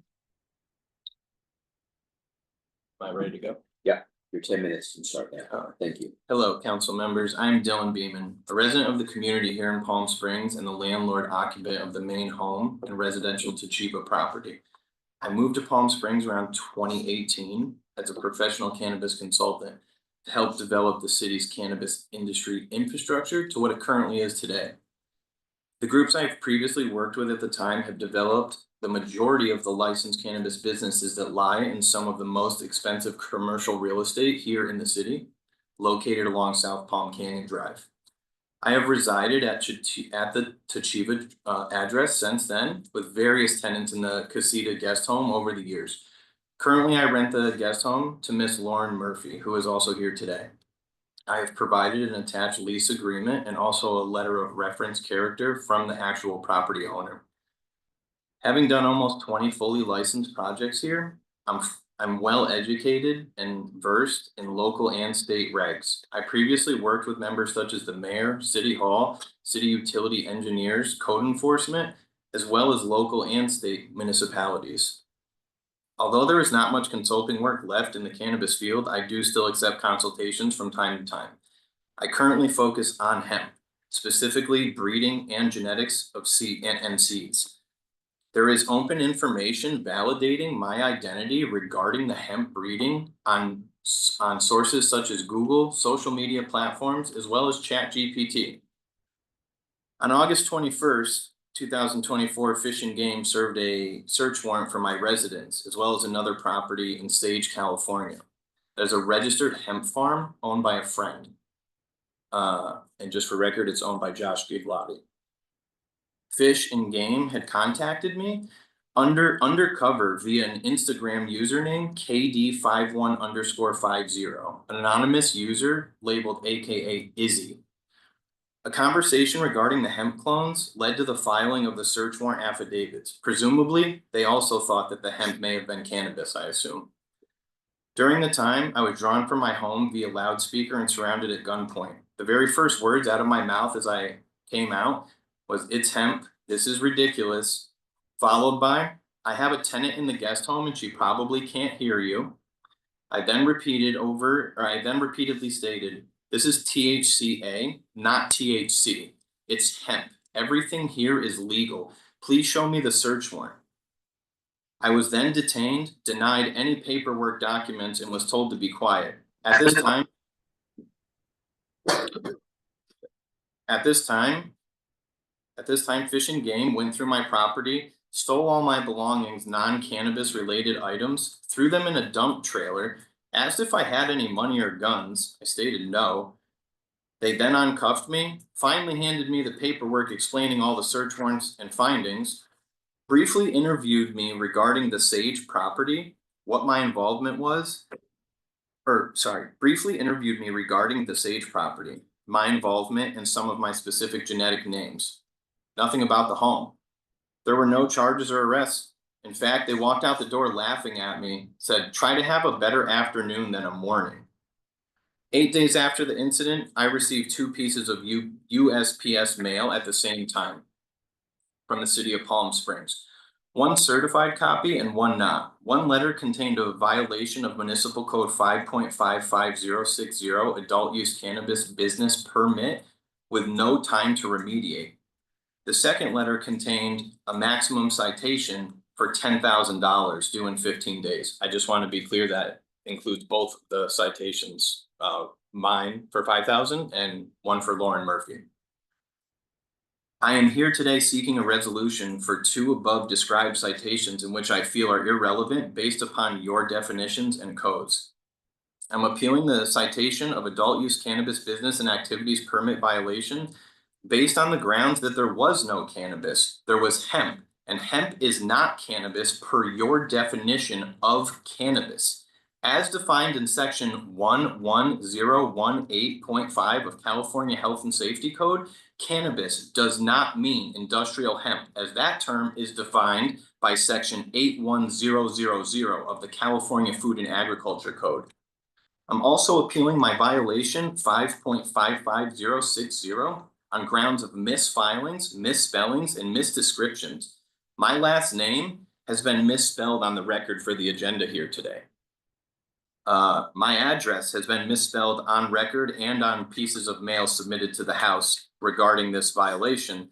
My email was included in the viewing window of a USPS mail underneath my name and address, this being a Privacy Information Act breach and has since been filed with the postal inspectors. There's sworn under penalty perjury statements that emails were sent out for this meeting on October 15th, when actually it was sent out on October 17th, and those were sworn by Cassandra. The appeal forms process themselves are not accurate as they define vacation rentals and not cannabis permits. The physical citation ticket itself states on the back that the appeal shall adhere to all 2.50 provisions of Palm Springs. Upon researching what the specific 2.50 provisions were on 10/9, via what was publicly published on your website and has since been removed. Only 3 windows came up at the time, one for vacation rentals, one for vacation rental permits, and one for abatement and nuisances. I printed out all 13 chapters and brought them into special compliance office yet again to try to gain any knowledge or understanding. This being the 4th trip into the office, I asked to speak with Patrick, the director. I now understand that Patrick is just the assistant director. At the time, he was told to me to be the director. Sorry, I lost my place there. Let me pick right back up.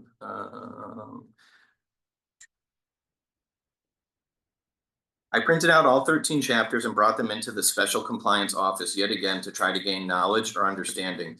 This being the 4th trip into the office I asked to speak with Patrick, the director. I met with Patrick and Mitch and asked if they could take the time to show me where I could locate the violation of 5.55060 adult use cannabis permit under any of the 13 abatement and nuisance chapters, or any of the vacation rental or vacation rental permitting portals, because those were the only ones you had listed on your website under the provisions of 2.50 at the time. Nothing about cannabis businesses. During this visit, the conversation quickly shifted to Nabham saying things like, hemp and cannabis are the same thing, and hemp doesn't flower. After appropriately filing the appeal on time, proof of the timestamped notice, I still received delinquent notices that should have been put on hold subject to this final decision. On 10/9's office visit, I also requested something informal stating that those fines still had not yet been put on hold. Having this conversation go round and around with Nabham, not being able to provide any sort of adequate answers or definitions supporting his citations, Veronica, the director, then stepped out in the conversation, handing me a printout of the definition 5.55.450, the declaration of public nuisance. Indeed, the answer I had been chasing all along. This would have allowed me a minimum of no less than 5 days to remediate the issue at hand, if any. Veronica also took down my contact information and advised me that I would be able to speak with the city attorney prior to our board meeting today. I still have yet to hear back from Veronica or the city attorney, and I just make note that 40 minutes before coming to this meeting today, the assistant attorney did reach out to me finally, and we did speak. I do feel it could or would have been a major benefit for either party to just gain any sort of knowledge or remediate whatever. The facts here are today that there was no cannabis adult use business or activities because simply there was no cannabis. It was hemp. Hemp is defined as per your definitions to not be cannabis. Without cannabis present, I could not be found in violation of Municipal Code 5.55060, adult use cannabis businesses and or activities. The citation was issued without describing what exactly to be remediated, no description or instruction on what or how it should be done or how it should come to, or how it to be done to come up to compliance. Just a bold, overly vague notice to pay $10,000 for something that had actually already been removed a week prior. I'm fully accountable and aware that the hemp plants may have drawn concern to any undereducated or misinformed parties. I was in no way trying to hide the 12-foot high, 8-foot wide, and 24-foot long hedge of plants in my backyard that is envisioned from the airport, noticeable from all police and fire department vehicles, and is flown over every single day from your local medevac choppers. I live right next door to the airport. What I was doing here was, I clearly was out in the open, not operating evasively in any way. What I was doing was and is totally legal. Communication could have and should have been key here for both parties. Unfortunately, it was not. It is in my opinion that the Special Compliance Department either doesn't know the definitive difference between cannabis and hemp, or they are flat out ignoring it for the possibility of a money grab, strategically placing 2 citations from 1 violation with 0 possibility for remediation, with no actual supporting evidence that there was cannabis. What was the damaged or affected parties here at hand? I still don't know. At this time, I asked for the review of all supporting facts provided to the board, and that the city council please, after taking the time and carefully considering both parties' evidence on the matter to make a fair decision within reason. Thank you for everyone's time today. If I do have any time left, please advise me how much is, and I would like to, if possible, just answer some of the questions regarding the stickers and hemp is. We'll get to that. Mhm. Your time is up. Okay. So I'm gonna open it up to the board for questions. I'm gonna start. And I did, So I do have a question. For you. What is the difference between hemp and cannabis? Because I don't know, so. I clearly stated in here, it's under your guys' descriptions, and it's a little perplexing to me that I had stopped in so many times and Mitch or anybody of the special compliance department that specifically deals with cannabis doesn't know the difference, and I'm not being funny at all. I'd be happy to teach a community course here. I'd be happy to come down here and do community service. I came here and helped develop the infrastructure. The difference between cannabis and hemp is cannabis is sub-hybrid versions of cannabis. I'm sorry, let me start from the beginning.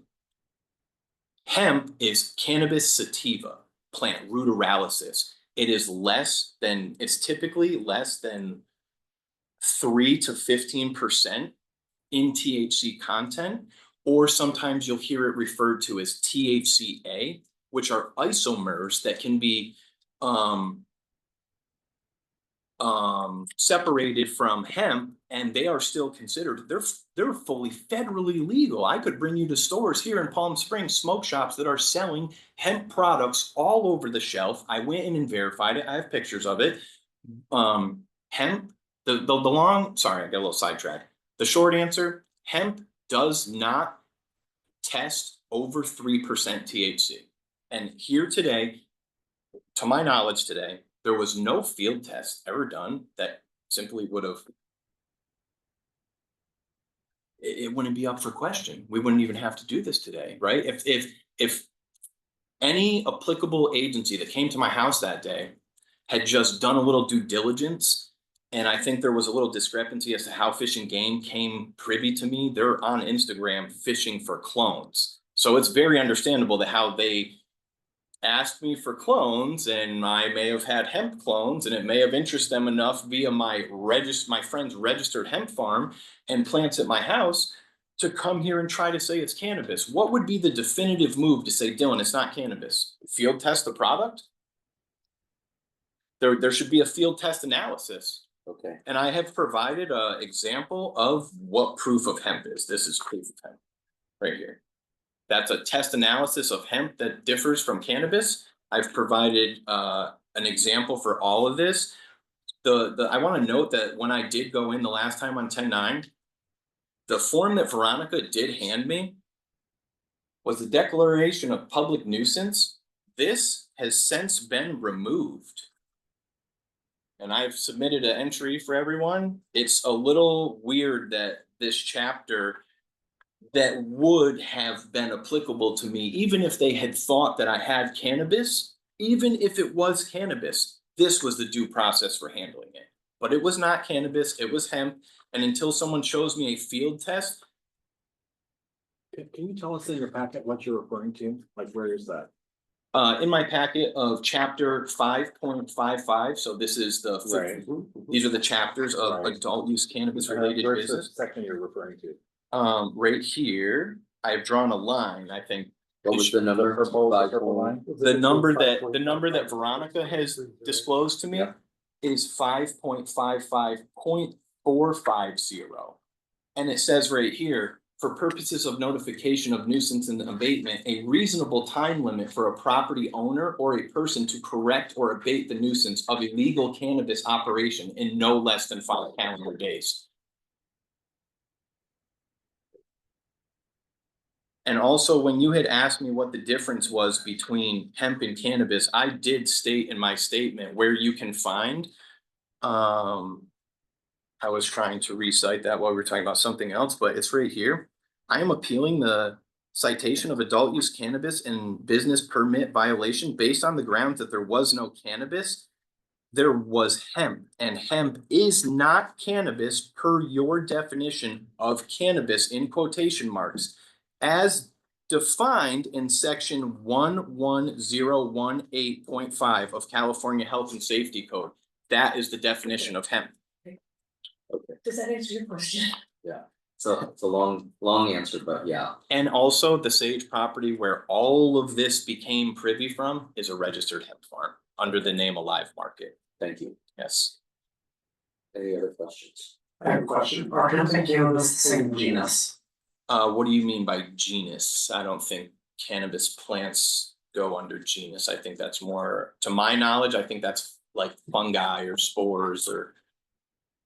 Genus, cannabis and hemp are completely different plants. One is psychoactive, one is non-psychoactive. Hemp is non-psychoactive, delta 9. Cannabis is delta 8, psychoactive. They are different plants. Everywhere in the federal and state law, they are defined differently. I've given you the health and safety code. Okay. Thank you. I have a question. What's your response to the evidence we saw, the pictures of the? Please, yes, The dried flowers. Absolutely. And the packaged flowers. As I've said here, I'm a seed maker. The Okay. bins of processed flower are clearly, I don't know if you or anybody knows how it works, but when you pollinate a flower, or sorry, you've asked about flower, when you pollinate the budding part of the plant or the fruiting part of the plant, the seeds develop inside the calyxes. You can't get those seeds out without drying it and crumbling that said bud or flower. The flower and bud is literally useless. Like to me, it's, I don't want to use the word comical because this is a very serious situation and I'm very upset about it, right? But the lack of knowledge on these things is absolutely perplexing. Like, it's not this way when I come to the city and I say, hey, we have $55 million of an investment and we'd like to operate the best cannabis places. They're selling cannabis 4 blocks away from my house legally, but these guys came to my house with guns over my wall. Why not send me a letter? So let me go back to my question, because I know you're upset about this. I am, I'm Focus- sorry. focus on the This is question. my glory moment, I'm I sorry. understand, but it's not gonna help you, so focus on the question. Supporting evidence of, my answers to some of the supporting evidence, one, the stickers. Live rosin can absolutely be made from hemp, from CBD. I invite or challenge anyone to pull out their phone right now and just briefly search on a website. You could actually order it to your house legally via the website because it's federally legal. There's all kinds of cannabis concentrates here at the city. On Thursdays, you have vendors on the street market selling hemp concentrate, selling hemp rosin, selling hemp flour. It definitively does flour because that's where you get the resin from to extract. The stickers, they show you a couple stacks of stickers. Where's the packaged jars? Your definition of cannabis products requires a triangle with the CA pot leaf cannabis symbol. That is what defines a cannabis product. Notice none of those symbols are on my stickers because they're hemp. And I'm making those stickers at home, and that's why they're only on the roll of stickers. And you'll see, maybe you'll mention somebody else or something like that. I had told Susan Sanchez this during the questioning. I'm trying to get in the business of making the stickers. How do you make the stickers? How do I go to all these licensed facilities that I helped develop 5 years ago and tell them, man, look at this great angle. I could make your guys packaging. Help me understand. So I'm gonna go back to my original question. Yes. We saw the bag, the pictures of the bag, I think it's in the staff report. Of what was called the buds or the flowers, Sure. right? And can I highlight that there was Wait, only wait, 9? let me get to my Sorry, question. I'm sorry. So we saw the bags, which looks like to the uneducated eye a production element, right? What happens if you're producing hemp? What happens afterwards once you have all those buds in a bag? You would say this, If it's hemp. say this said bag is full of this specific cross. Let's just use a random name, right? They have questioned me about this blue gummy shark that I've created or whatever. Like, let's say it's blue gummy shark times sour diesel. You would then go through this bag of dried buds or flowers or hemp fruits to crumble the seeds out to separate the seeds. The rest goes in the garbage. There was also bags that there's so many pictures, they're So not, it's the seeds that produce the hemp. So from it. Yeah, you yeah, yeah. take the seeds Yeah. and make. and the seeds specifically undergo a testing to be stabilized and prove that they are 0.3 THC or less. Because if they're 0.3 THC or higher, they would fail for cannabis. And if as a hemp producer or a seed genetic producer, if I was to sell those unstabilized seeds to a cannabis license and then to a hemp license and they pop for cannabis, it could be my obligation, it could be my fault, right? That's the point of operating a hemp company. Okay, so let's move on. I don't have Any other questions? Anyone else? Yeah, I have some questions. Why refrigerate hemp? So the deep chest freezer actually displays what is called fresh frozen.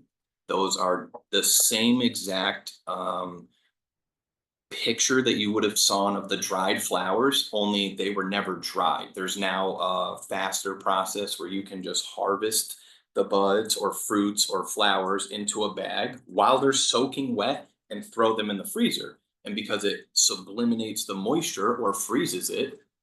Okay, so it sounds to me like the photos that we've seen could be, to the untrained eye, photos of the cultivation and manufacture and preparation for sale of cannabis or of hemp. They would look the same, wouldn't they? If you did not test. I agree. Okay, so. I said that in my statement. I Okay. fully agree. I think it was communication was key. Okay, Or testing. okay. Have you ever tested your product? Individually myself, no, but Have you ever had your product yes, tested? yes, Okay. several times. Okay, and what do you test it for? A range of things. I provided an exhibit here that will show you basically the printout. The specific testing that I think you're asking me the test that would validate the difference between cannabis and hemp, Right, it would show 0.1 THC or less constitutes hemp, and that's what this is. and this test is from when? This is just an example of what a hemp test looks like, So and that's not your product, this is. I never said this was my product, Okay, that's not at all. fine. This is Have you ever tested your own product for THC? absolutely, And how recently? probably two-ish years ago. So it's been 2 years. Do you have any copies of that test results with you? I do not. I would have brought them instead of this. Okay,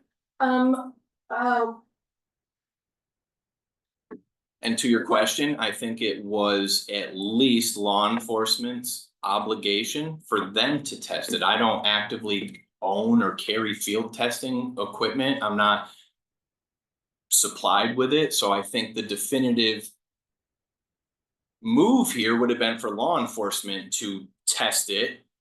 okay, so, but I'm trying to be fair here. I'm trying to determine what the facts are. That's our goal. Yeah. That's our only goal here. Absolutely. And you're asking us to take your word for it. We don't have any test results. I have all the descriptions and I've given you an example of all your definitions and misdoings, and I have given you a description of how the city defines cannabis versus hemp. I don't wanna argue with you about that stuff. I wanna argue about what you produce, okay? Sure. And you're saying it's hemp, and the city is saying it's cannabis. Sure. We want us to take your word for it, that it's hemp. I haven't seen anything to suggest otherwise. It looks the same. I'm looking at your. What have you seen that suggests that it's definitively cannabis? Okay, I am looking at your now deleted Instagram account. This was a different, if you notice, it's actually a different handle. That handle has remained there. It's just a blank account. Just to allow the board members to. I'm sorry, I don't understand. I totally understand. Yeah, once they have fully articulated their questions, then you'll have an opportunity. Someone will notify me of that? No, but it's not in the middle of our question. Okay. I'm looking at your now deleted Instagram account under New York Dill, which has, or had at the time, more than 2,000 followers, including followers using names like Smoker Real 3S. Mhm. And I'm wondering, are your followers, as far as you know, hemp dealers or cannabis dealers or both? I would say they are neither dealers. I would say it is a easy split between hemp and cannabis. As I had told you, I came here 5, 6, 7 years ago as a professional cannabis consultant. Okay. I was previously put on stand by the FBI as a HSI, a cannabis professional. Okay. What is White Runts? White Runts is a strain or a It's genetic. cannabis, isn't it? No, definitely not. It's a genetic. It could be either or. I have seen White Runts cannabis and I have seen White Runts hemp. Again, I invite any of you guys or the board members to research that yourself. It will be a easy find. What is Banana OG? Another genetic name, What does OG stand for? ocean grown to my knowledge from, And that refers to cannabis, does it not? not to my knowledge. I don't see how it does. What is Sour D? Another genetic name. Who do you sell your hemp to? I don't sell hemp. Where does your hemp go? I make seeds. Who do you sell your seeds to? I usually or opt to license and do deals with licensed hemp producers or cultivators, which is how I ended up at the registered hemp farm down in Sage. So is Sage your only client or your only customer? It's not, I don't have a customer because I never sold them a product. How do I you, gave them genetics via seed form that were grown there. how do you generate revenue? I don't think it's any of your business. Right now, I am renting the guest home to Miss Lauren Murphy. I'm currently struggling to make bills because the lack of cannabis consulting work in the area. Quite frankly, because the board or whoever, the local city has run the cannabis program into the ground. Guys like myself have jumped from cannabis to hemp to make a living. So yes, you have pointed out that I have transitioned from cannabis into hemp, and I am trying to make a living in hemp via and also making stickers for packaging. It makes perfect sense. I don't know. Do you guys go to 760 Print Shop in Coachella Valley and find them? Dylan, I think what she's asking you is, so you just testified to the fact that you're making a living from hemp. I said I'm trying to make to transition into Sure. hemp seeds, So how do yes. you, so how do you do that with the seeds? What do you, how do you? The idea Where's of the money come from? right now, nowhere, but the vision or the intent to do something like this would be to develop a library of genetics that all test for 0.3 THC or less. Then, in my opinion, especially in the state of California, or let alone the United States, you have a super valuable genetic library that is technically federally legal, right? Who wouldn't want that in the cannabis or hemp world? It's perfectly visionable, right? Then the idea would be to start a website or start a storefront or start some kind of service that sells the seeds, right? You can look me up. I'm on Free Seed Day. They Okay. give my seeds away for free. Okay, do you sell hemp gummies? Absolutely not, and those gummies in my house should have absolutely been tested. And the freeze dryer as well has obviously no cannabis in it. Why are there gummy molds at your house? Why not? I don't think those gummy molds depict anything to do with cannabis. You're here telling us that you don't have anything to do with cannabis, that you're. I moved here as a professional cannabis consultant. I'm not telling you that. You're putting words in my mouth, I feel like. And if we go back and listen to the record of this, I've stated over and over again the difference between cannabis and hemp, that I came here as a cannabis consultant, developed over 20 licensed I would again, remind the appellant, everyone else here. I know, it's a little odd to me The board- that they ask me questions and I can't even get through answering one before she, there's no order here, there's no form. Mr. Freeman, Mhm. I would request again, but at this time, I'm not advising the board to take a recess, but if we need to, we will. I would just again remind the appellant that, and everyone else here, that it's best to allow the board to finish their question, and yes, I would likewise remind the board to allow finish speaking, but at the same time, the board is allowing you to give full responses. But the board is able to, and the chair is able to direct the flow of the meeting once their response has been answered. And once they feel that the question that they have asked, it has been sufficient. So that's just a reminder for everyone involved, and particularly for the appellant, I understand the emotions in these types of cases can be high. But I can assure you the board is simply trying to ascertain the facts, and to give you an opportunity to respond to the evidence that staff has put forward. I have a simple yes or no question, that's all.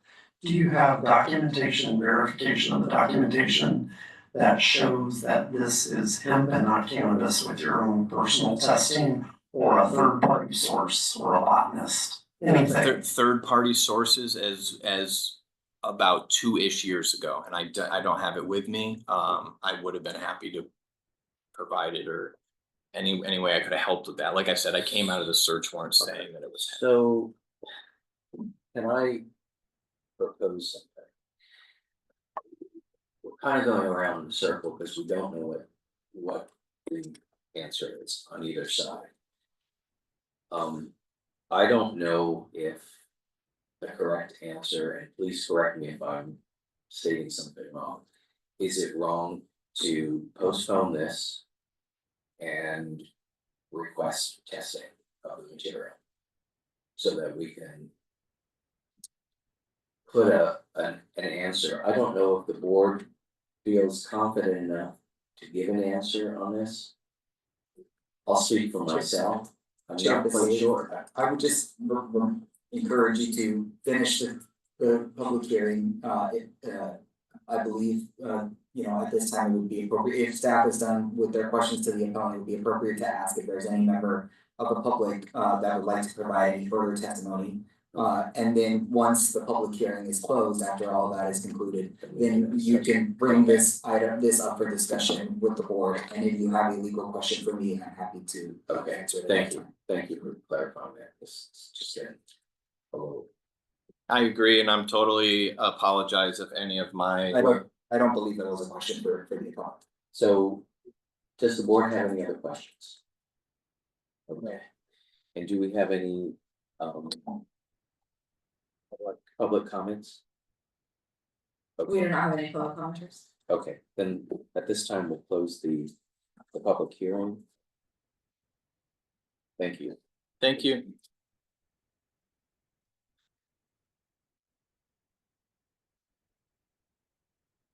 Now, I'm opening up the discussion. You already heard the question. Yeah, so if I can ask this question now. Is this something that we can postpone and request testing of the material that was confiscated? The board is, as is allowed in any circumstance, allowed to continue this hearing to another date if a majority of the board members agree to do so. It would require a motion. Whether you can specifically direct staff to conduct testing is a separate question. The board does not direct staff to provide the evidence. If staff wants to provide evidence of such, then staff could provide it at a later hearing if they want to. I would note that the nothing in the appeals board municipal code provision provides that this hearing is de novo or anything that would indicate that staff is required to prove up their allegations And I would similarly note, just for clarification, that this is not a criminal, proceeding, and so there is no standard of proof on that the city staff would need to prove up. What, you know, of course, the appeals board can and should consider the evidence provided by the appellant to the extent that you or any board member believes that that has a bearing on whether there has been a violation or not. But there's certainly no requirement that the testing be provided. But of course, the board can consider the fact that there has not been any testing on either side, it appears. And if the board does want to continue the hearing, it can, to a later date, provided that, that does not necessarily mean that staff or the appellant will return with testing or not, by any specific hearing date. Thank you. Now, can we just open up for discussion among upstairs? So I don't have enough information or understanding of the difference between hemp and cannabis. So I can only go off of what city, and if our position is to go based on the facts and information that's provided to us, I can make a decision tonight. So I'm just gonna throw that out to the board. That's my stance on this right now. Thank you for that. Are we permitted to ask the city another question? At this time, the questions to the city staff have been resolved. If there are, if the board wishes to ask staff further questions, then what I would, I think what the board can do is reopen the public hearing. And a staff member may wish to testify at that time, but that would, again, allow the appellant their rebuttal period of 2 minutes if staff provides any further testimony during the reopened public hearing. Thank you. So I'm just rereading the code in its entirety, which is provided in the handout versus the paragraph in the original one, where it says cannabis does not mean industrial hemp. That term is defined by a different section, which probably, like what you were saying, leads us back to the thing about not being educated enough to know if it's cannabis or hemp, and whose words we follow. Well, we can only look at the evidence that's given to us and make a decision based on that. Here's where I come in. I think it's crazy that we're being asked essentially what this product is. It's either a violation or there is. And nobody's tested it. I think the person in the best position to test it is the appellant. He tested it 2 years ago. His now deleted Instagram account indicates that he sent it out for testing recently. I'm not sure when the post was made, but I think it was probably less than 2 years ago. He's in the best position to tell us that. As a proud consumer of cannabis over many years, I know what cannabis looks like. I know what the labels look like. I know what the names are, and this is cannabis, you guys. If it's not, I think he would have been able to prove that to us, but instead he just expects us to believe him, and I don't. Having said that, I'm really disappointed that the city is asking us to make a decision. Without it, I really don't. I think it is it's a close call just because whose burden is it? We aren't qualified to test this product. And I am, the only reason I am prepared to make a decision tonight that there was in fact a violation is because I'm seeing all kinds of evidence, including just online and elsewhere, that this stuff is sold. The questions about gummies, I got a non-answer. The question about revenue, that was offensive. This is a cannabis operation, so that's my conclusion, and it's based not on direct evidence of testing, but on inferences from the evidence that we do have. That's where I end up. Thank you for mentioning that. That makes it a lot clearer. And by going by the evidence that we're seeing here, it's in violation of code 5.55.060, adult use cannabis activity without a permit. That's what we have to look at. Was there a permit or was there not a permit? Okay, then I'm gonna put it out to vote. I get a motion. What do you think, Dave? I think I'm in agreement with you. I share the same frustrations that you do, that we don't have more information in front of us and that there's no sort of definitive yes or no, it is or isn't. But looking at this evidence, drawing on both testimony from the appellant and testimony from the city, I think I'm in the same position as you. I would also point out that the appellant has recourse if we find that the violation and the ordinance, that the citation is upheld. And he can go to a court of law where there will be more formal proceedings and he can test to his heart's content and prove to his heart's content what he's telling us to accept today. That's all I have. I'm gonna move that we uphold the citation, if there's no more discussion. Can I get a second? I will second the motion that we uphold the citation.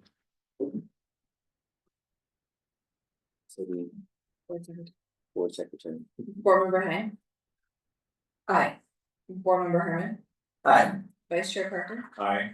Chair Vasily. Nay. Motion carries 3-1 to adopt resolution upholding the administrative decision. City will be in touch with you. Thank you. Thank you. Okay. Back to 6.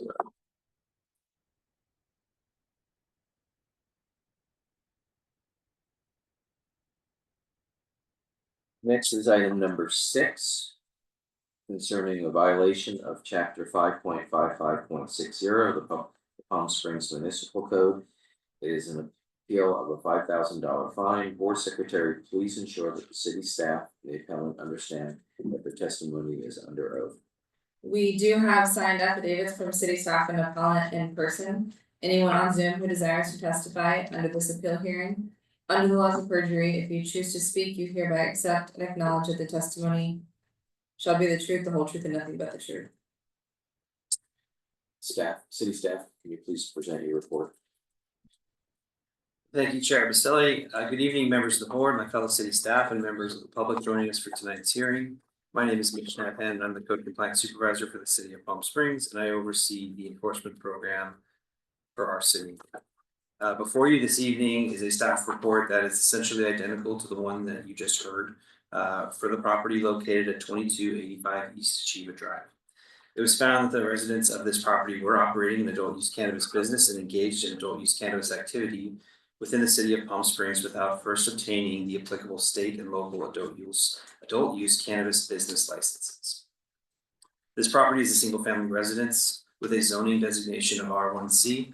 The R1C zoning designation is one of 5 that has been established to provide a variety of low density housing types and neighborhoods, and commercial activity is generally not a use permitted within this. The property is the primary residence of the appellant, in this case, Lauren Murphy, who does not currently hold a valid adult use cannabis permit for the city of Palm Springs. Dylan Gunzel is still here this evening from our city attorney's office to further present the city's findings in support of the citation issued.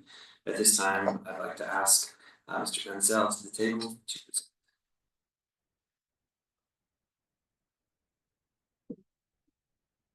Good evening. Thank you again, Dylan Gunzel with the City Attorney's Office, City Prosecutor. With this one, rather than rehashing the stuff that was already talked about, the difference between this citation and the first one was, this one is issued to an occupant of the premises, the property, which, under the municipal code, have a citation reference. So the definition section of 5.55050, which is defining the entire chapter of 5.55, specifically states, it defines not only person, but premises. Person is, quote, to mean an individual, firm, partnership, joint venture, association, corporation, limited liability company, estate, trust, business, receiver, syndicate, or any other group or combination acting as a unit, and includes the plural as well as the singular number. And premises is defined as the means, the building or greenhouse in which the adult use cannabis activities are operated, and in addition to any accessory structures and appurtenant areas. So in this circumstance, Ms. Murphy was allegedly a tenant on the property. Based on the search warrant execution that day, there was items believed to be owned by Ms. Murphy that were also in the main house. So it seemed to the city staff that there were commingling or mixture between the auxiliary structure and the actual main house. So we're unsure that, or based on that, there was an inference drawn that these two individuals are somehow interacting with each other for the commercial purposes of cannabis cultivation. Neither one of them hold a business license for the adult use cannabis activity. So it was issued to Ms. Murphy as an occupant of the premises under which this investigation and determination was made on. And I'm available for any questions. Turn it back to Mitch. So that'll be all that we will have to present. Again, myself, Code Officer Jonathan Ingram, who investigated this property and issued the citation, are here and available should the board have any questions. Additionally, Warden Sanchez from Department of Fish and Wildlife is here as well and available if the board has any specific questions related to this particular appeal that falls into her area of expertise. Thank you. Any questions from the board? I just have a question. Ms. Sanchez, were you on site when everything happened? Yes. Okay, so you were there physically? Yes. Okay, thank you. Chair Facility, Yes. it's my understanding, and I'm sorry, Officer Sanchez, is that Yes. correct? Yes. It's my understanding Officer Sanchez is from the Department of Fish and Wildlife, correct? Yes. So I would recommend that the board, if Ms. Sanchez is going to provide any further comment, and if the board is gonna have any further questions for Ms. Sanchez, that Ms. Sanchez, you complete, the Officer Sanchez, complete the form and provide her testimony during the public testimony portion.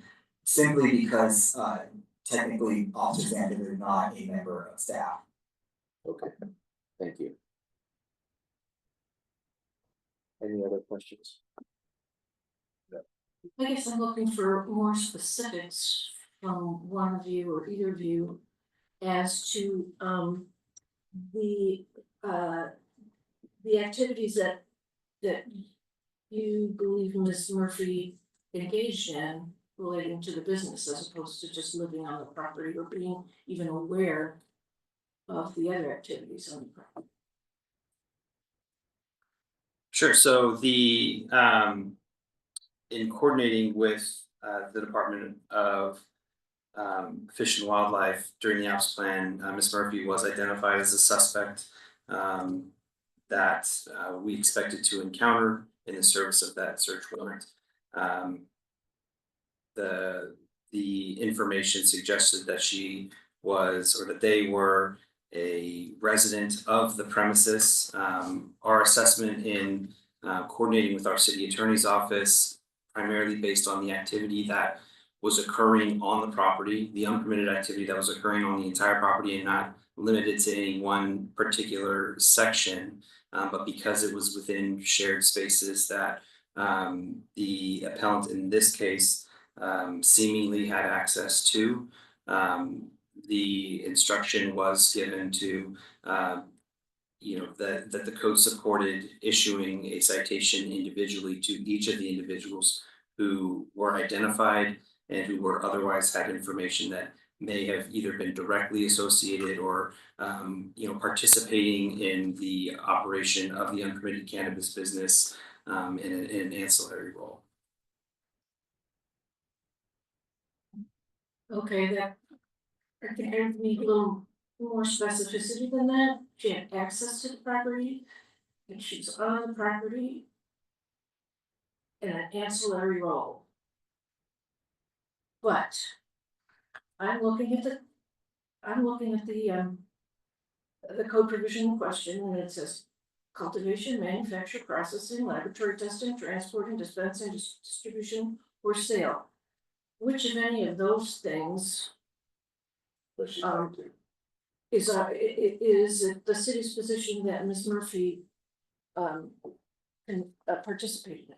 Sure, so as identified in the staff report, there were cultivation areas that were found both in the main house and then also in the shared backyard facilities. There was cultivation areas set up in the backyard. The manufacturing area was set within the common areas, the kitchen space of the main home, and then the shared garage space that had direct access to the what's been identified as the accessory dwelling unit that the appellant is representing they resided in, contained the storage of all of the mechanical equipment, contained storage of dried flour within the freezers within that space.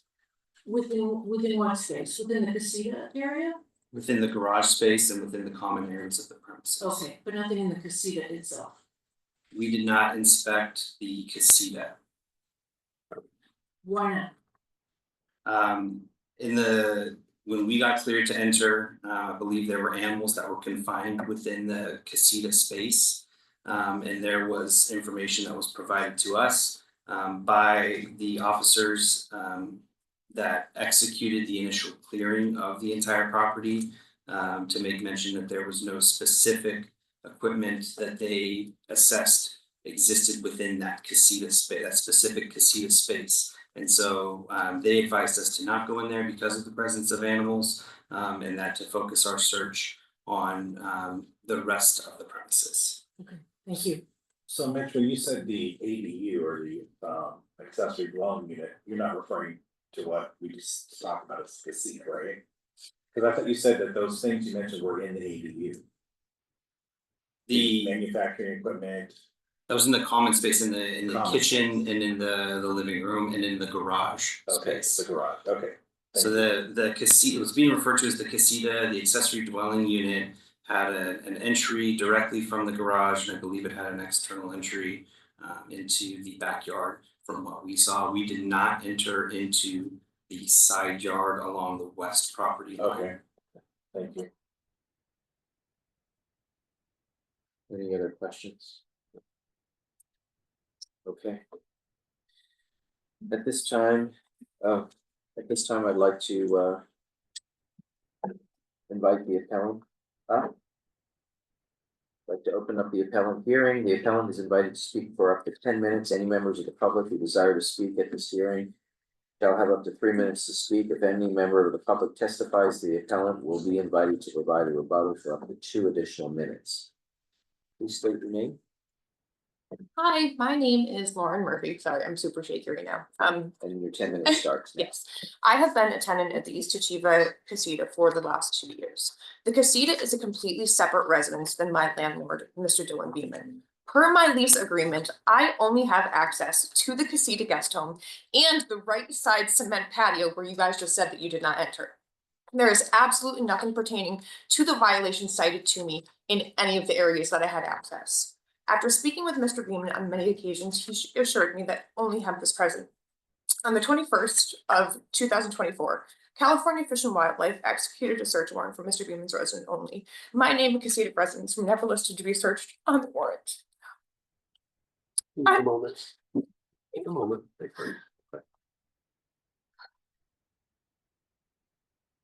seeking a dismissal of this administrative citation for adult use cannabis permit required to engage in adult use cannabis business or activities. Never in my life have I engaged in cannabis related business or activities. I am also seeking dismissal of the administrative citation due to several errors from the Palm Springs City Clerk's office and the Department of Special Compliance.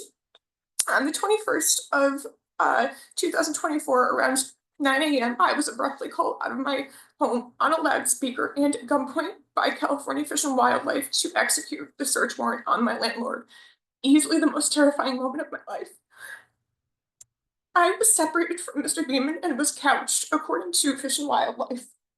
I told numerous officers that I'm just a tenant and the guest home shouldn't be detained. Shortly after discovering the lease agreement in Mr. Beeman's residence, the officer removed my handcuffs and gave me a cookbook to help pass time while I finished their search. It did not appear that the Department of Special Compliance knew of the lease finding because where I was sitting on the couch, I saw them kept walking in and out of the garage. So they were clearly in and out of there, and I believe that they were going into my casita. If California Fish and Wildlife thought that I was running an adult use cannabis business, they wouldn't have removed the handcuffs, and they certainly would have taken the opportunity to speak to me in any capacity about this alleged cannabis. Instead, we chatted about the proper way to cut a freaking pineapple because I read it in the cookbook that they gave me. At no point did Jonathan or Mitch ever try to engage with me in any capacity, and I would have actually welcomed it in open arms to avoid having to sit here this evening. The search concluded around 12 p.m. when I went back to my casino. I was really hopeful that my place wouldn't be ripped apart like I saw them doing in Mr. Beeman's residence. And instead, when I walked back, it seemed to be a bag of sex toys were the topic of interest in my home. I'm mortified.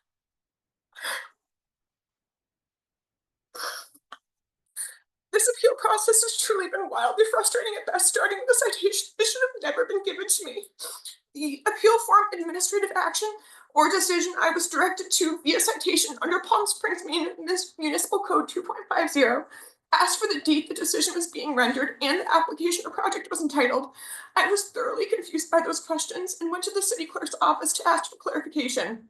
When I asked Cassandra Edney, she advised me to fill out the vacation rental form instead, since the information on the administrative action and decision appeal form isn't applicable to me.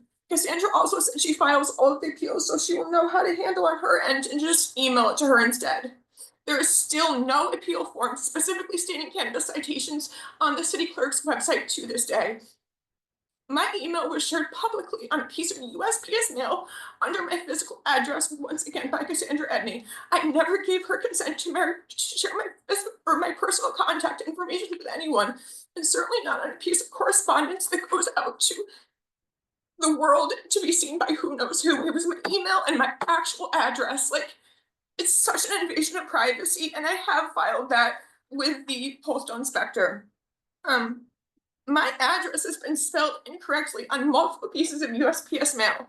Special Compliance didn't put the holds on the fines on hold as per their citation, and it resulted in me receiving a delinquency notice. This delinquency notice was delivered via USPS at the same time that I received confirmation of this board meeting.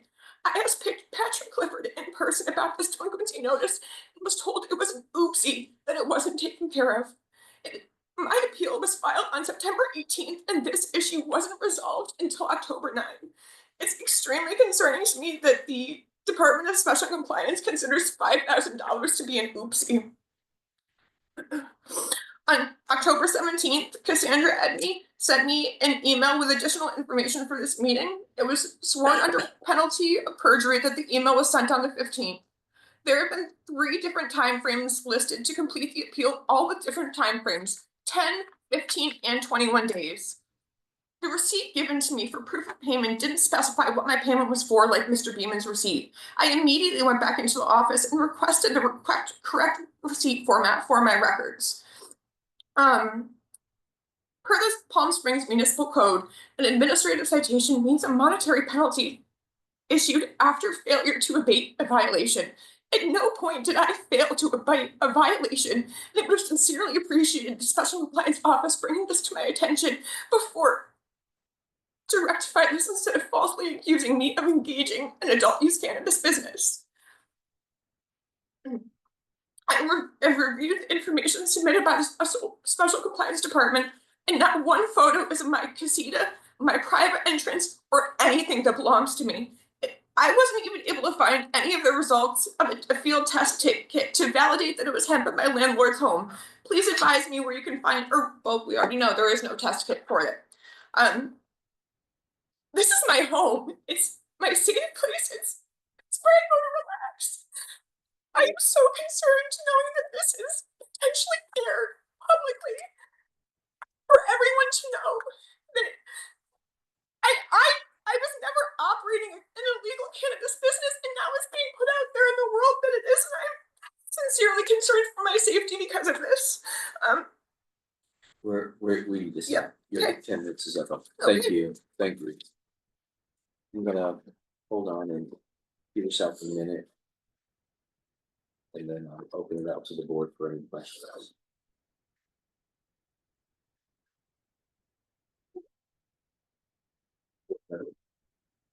Any questions?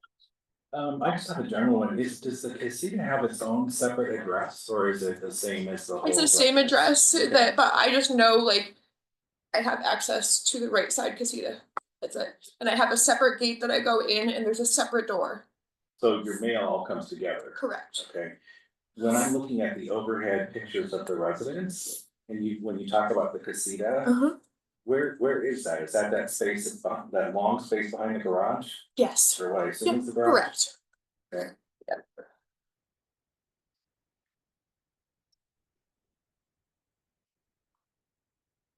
Just I know it's upsetting for you, so just a general question for you. Does this give you pause in terms of, are you looking for another possible place to rent, or are you? Most staying definitely. there? Okay, Yeah. okay. I was just curious, Yeah. thank you. Any other questions?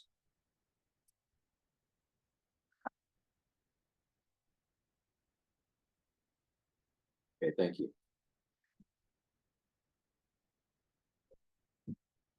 Public comments? We have no public comments. Okay, we will now close this part of the public hearing. Next, I'd like to open this up to discussion and any additional questions from the board.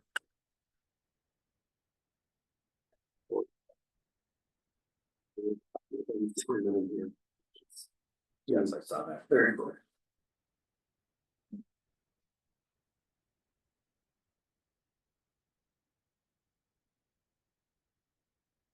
Does anyone want to look over that for a minute before we pass a motion?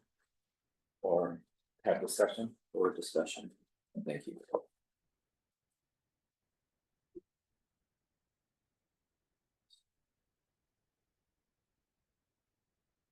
So my concern here is the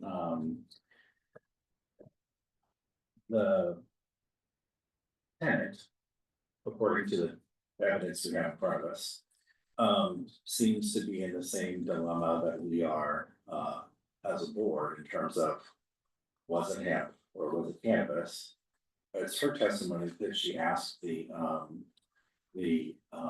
other appellant or landlord, and was assured that it was hemp and not cannabis.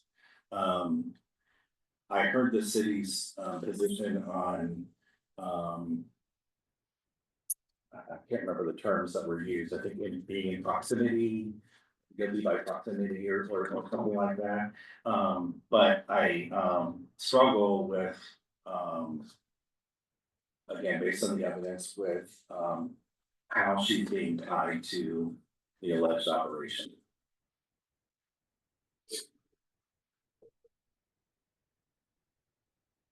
Yeah, I agree. I'm looking at the ordinance and it requires some kind of active involvement. And I haven't heard or seen any evidence suggesting that. We also have no pictures of her casino or anything going on inside there. Correct. I know that it was the city's position, well, there's the common area of the yard where the plants were growing, et cetera, but if it's her belief that it's not an illegal use, then she is enjoying her property, under her lease agreement. But I think, even if it were an illegal use and she knew it, that's not covered by this ordinance. Yeah. It doesn't say if you happen to live somewhere where there's, Your tenant, you know, you what's have going to, on. you have to actually be involved in the cultivation, distribution, manufacture, and she's not, Yeah, good point. or no evidence that she is. Yeah. The other thing is, you know, I know that there were pets on the property, but if they were to do a thorough search, I would imagine that removal of the pets and search of the casita would have been a complete thorough search. And then if anything was to be found in there, then we would have something to really look at, but the fact that the casita was not investigated at this time, it's kind of hard to say whether or not. And based on the lease, it's kind of hard to say if she was involved in it. Agreed. So I'm gonna put that up to motion if someone wants to make a motion. Yeah, I'll move that we overturn the citation and the $5,000 fine. Can I get a second? I will second the motion that we overturn the $5,000 fine from the board motion. Board secretary. Vice Chair Parker, Aye. Board Member Herman, Aye. Board Member Hein. Aye. And Chair Vasily. Aye. Motion carries 4-0 to adopt a resolution overturning the administrative decision. Great. Thank you.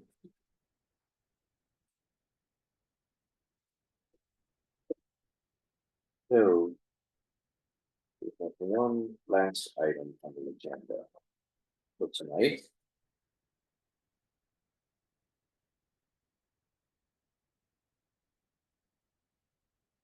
Subcommittee. Oh, yeah, it's number 8, sorry, it's the subcommittee. David, do you wanna? Sure. Thank you, Chair. So, I think I alluded last meeting that, Chair Vasily and I met on a subcommittee basis as instructed by the board. To take a look at, possibly, making the recommendation to changing the code so that, property management companies have a little skin in the game. And it's not solely the owner's responsibility. So I'm just gonna read this and then we'll answer any questions that you may have, and then we're gonna look for your ultimately, we're looking for your approval of the recommendation, which would be to go before council to make these suggestions. So recent cases where out-of-town owners of a vacation rental property had assigned responsibility for licensing and management of their short-term vacation rental to a property management company raised some issues, and this subcommittee was asked to explore possible ordinance changes for board approval and presentation to council. This discussion also prompted a look at the entire administration process, and we'd like to visit that first. You can see the 2 recommendations there. Let me jump down to administrative process. Over the previous 2-year period, by the way, this percent may not be accurate because when we wrote this was probably 3 board meetings ago. 3 or 4 board meetings. World. Yeah, 3 or 4 board meetings ago. So over the previous 2 years, we had about 0.05 cases that were heard were overturned. At that time, it was 2 of 35 cases. And while we're not suggesting that those cases upheld were not valid, it does prompt questions about how well the community understands the ordinances, how they're administered, especially considering the fee that one pays to appeal a case. As a result, the following process enhancements are put up for discussion for possible recommendation to council in order to ensure that prospective appellants are more aware. Oh, I do. You got it, so you're right at the bottom. Sure. Thank you, sorry. Number one, ensure prospective appellants are more aware. Ask escrow and title companies to add a document to the buyer's closing package. What to do if you're planning on renting out your property. The document will list the two types of rentals. Long-term, 28 nights or more with no certificate required. 2, short-term, less than 28 nights requires a short-term rental certificate. For more information and requirements on applying for a short-term, we would identify the city's website right there at the close of escrow so that prospective investors can make those correlations. Also, the document would recommend that the buyer check with their local HOA to see what type of rentals are allowed, short or long. The city of Palm Springs. Sure. Ms. Sanchez, you don't have to stay for this if you don't want to. Oh, okay, I don't really have to stay for this, okay. Thank you. Your part's coming up. No, I'm kidding. Number 2, the city of Palm Springs will do an outreach program to the local realtors MLS meetings titled Short-Term Rental Requirements, How to Be a Better Agent to Your Investors Who Are Thinking of Purchasing Property as a Rental.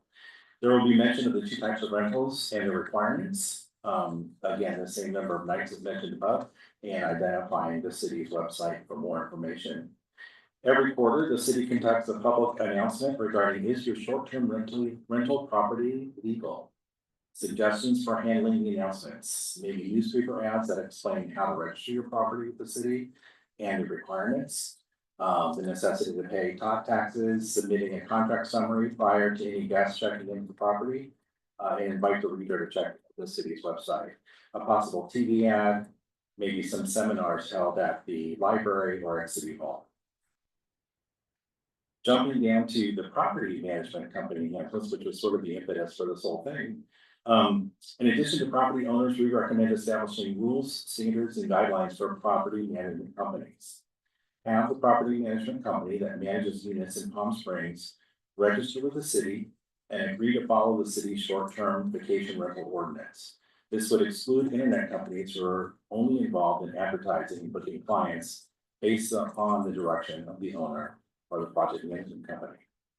Number 2, when an owner registers or renews a unit's license, any company involved in the rental must be identified and the type of management offered. The following terms will define how rentals are being managed. So 1 category, owner management. This is where the owner is taking full responsibility for registering the unit with the city and for managing and renting the property. Agent management, the owner assigns responsibility for managing all or part of the unit to a company. For those units designated as agent management category, the following processes would apply. Number 1, require any company before placing advertisements for short-term rentals, ensure they obtain a copy of the short-term rental certificate from the property owner. Number 2, if a company advertises a unit that is not licensed or in full compliance, the penalty is split between the company and the owner. The first violation would be a $2,500 fine to the owner. And then in addition to the lifetime suspension from operating short-term rental, the company would also be fined $2,500. The second violation on a property managed by the same company would be $5,000, and the third and each subsequent violation will be $10,000 for each occurrence. So these were just suggestions that we thought of that would and maybe could be entertained. The biggest problem that we face every time we come into a meeting is the person, and we all can be guilty of not reading everything, but people do, and that's why they end up by getting a fine about for violating city ordinances. So these proposals are just exactly what they are. Whether or not a title company would agree to put a document in there and say, whether or not their legal department would allow them to do that, we don't know. But we're just trying to think of avenues in which we can just get the message out to the general public in such a way that people will keep it in their mind that if an agent does come out and hears the word investment property, they give them a sheet and say, this is what you need to do as an investor. If that, at that point, if in a perfect world, if the client is sitting down at the, at signing and signing their documents, and they slide this document in front of them before they start signing, just to remind them, it's kind of like we're trying to propose possibilities where it's just a constant reminder. At some point throughout the year, there's a reminder of, hey, this is what you need to do if you are planning on putting your property up as an investment. And then the other, the last item that David was mentioning about the position of the homeowner and the rental company. There's no way that a rental company would agree to lose their license. So the license still goes, it still falls on the owner's responsibility, but the rental company is getting a fine too. So there's some fine that's involved, but ultimately still the homeowner is the responsible party. And that would make it easy, because no rental company would take a rental in that case. So we're still trying to, again, it still brings the rental company into play. Because they have to take a responsibility before they accept a contract with a potential customer, that they have to make sure that these people actually can rent this property and it's legal. And that the HOA also says that they can rent it short term. So I think the proposal that we have here makes sense. Whether or not the city will accept it is another question. But I think it's a good attempt to put out there and see if the city would even entertain our proposal. What feedback do you guys have? Thank you. First of all, this is really thoughtful and very helpful. And a helpful way to think about the issue. I think outreach is absolutely the key here. And I think it's probably gonna be a lot cleaner to execute than the management company issue. And I think all your ideas are fantastic. I don't have any other suggestions. You guys really thought through a lot of great ideas. I don't really have much of anything. I do have a question for Abe, and that is, if this goes to the city or to the council, and then, or does it go directly to the council, or would there be somebody who would do a draft of a proposed ordinance amendment and then present that to council? What's the process for something like this? That's a great question. So, I'm actually not familiar with what the process has been in the past, so, and I'm not sure if anyone on the board has been, I don't believe so. I think everyone is new from the last time they proposed. My understanding was last time that the board proposed, and they did provide a draft ordinance updates to be considered by the council. If the board, yeah, so if the board would like assistance with, if the board agrees in concept with these recommendations and would like to see draft language, that's certainly something I could help prepare for the board, or whatnot. Otherwise, the recommendations can move forward to the council, and I assume at that point, council would direct staff to prepare a draft ordinance or whatnot for the council to consider. But if if the board wants assistance with specific language that you want to see, that would probably be something that I would recommend the board consider directing me to do and bring back with your direction. But thank you. This is very helpful. Thanks for that. Thank you very much. After that's a very silly question, you're a real estate agent. Would you feel comfortable doing this? Yeah, I would actually. Okay. And as a matter of fact, when people do come into my development. Sure. And they do mention the word investment, the first thing I say to them is, are you aware that you need a permit? Mm-hmm.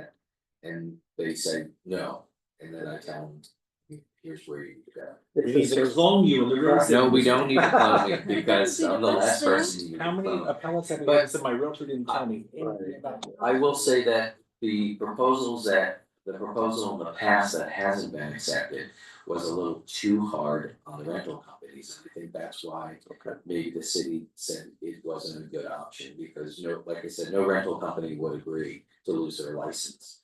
Because they made a mistake. Would it make a difference if at city council, if one or all of us were there in support of this? I think we're gonna have to be, Okay. someone's gonna have to present it to council, Right. I I assume, think we right? all, if we all could be there, yeah, I think that'd be a good idea. Okay, thanks. Now that we know that we can get the legal language set up.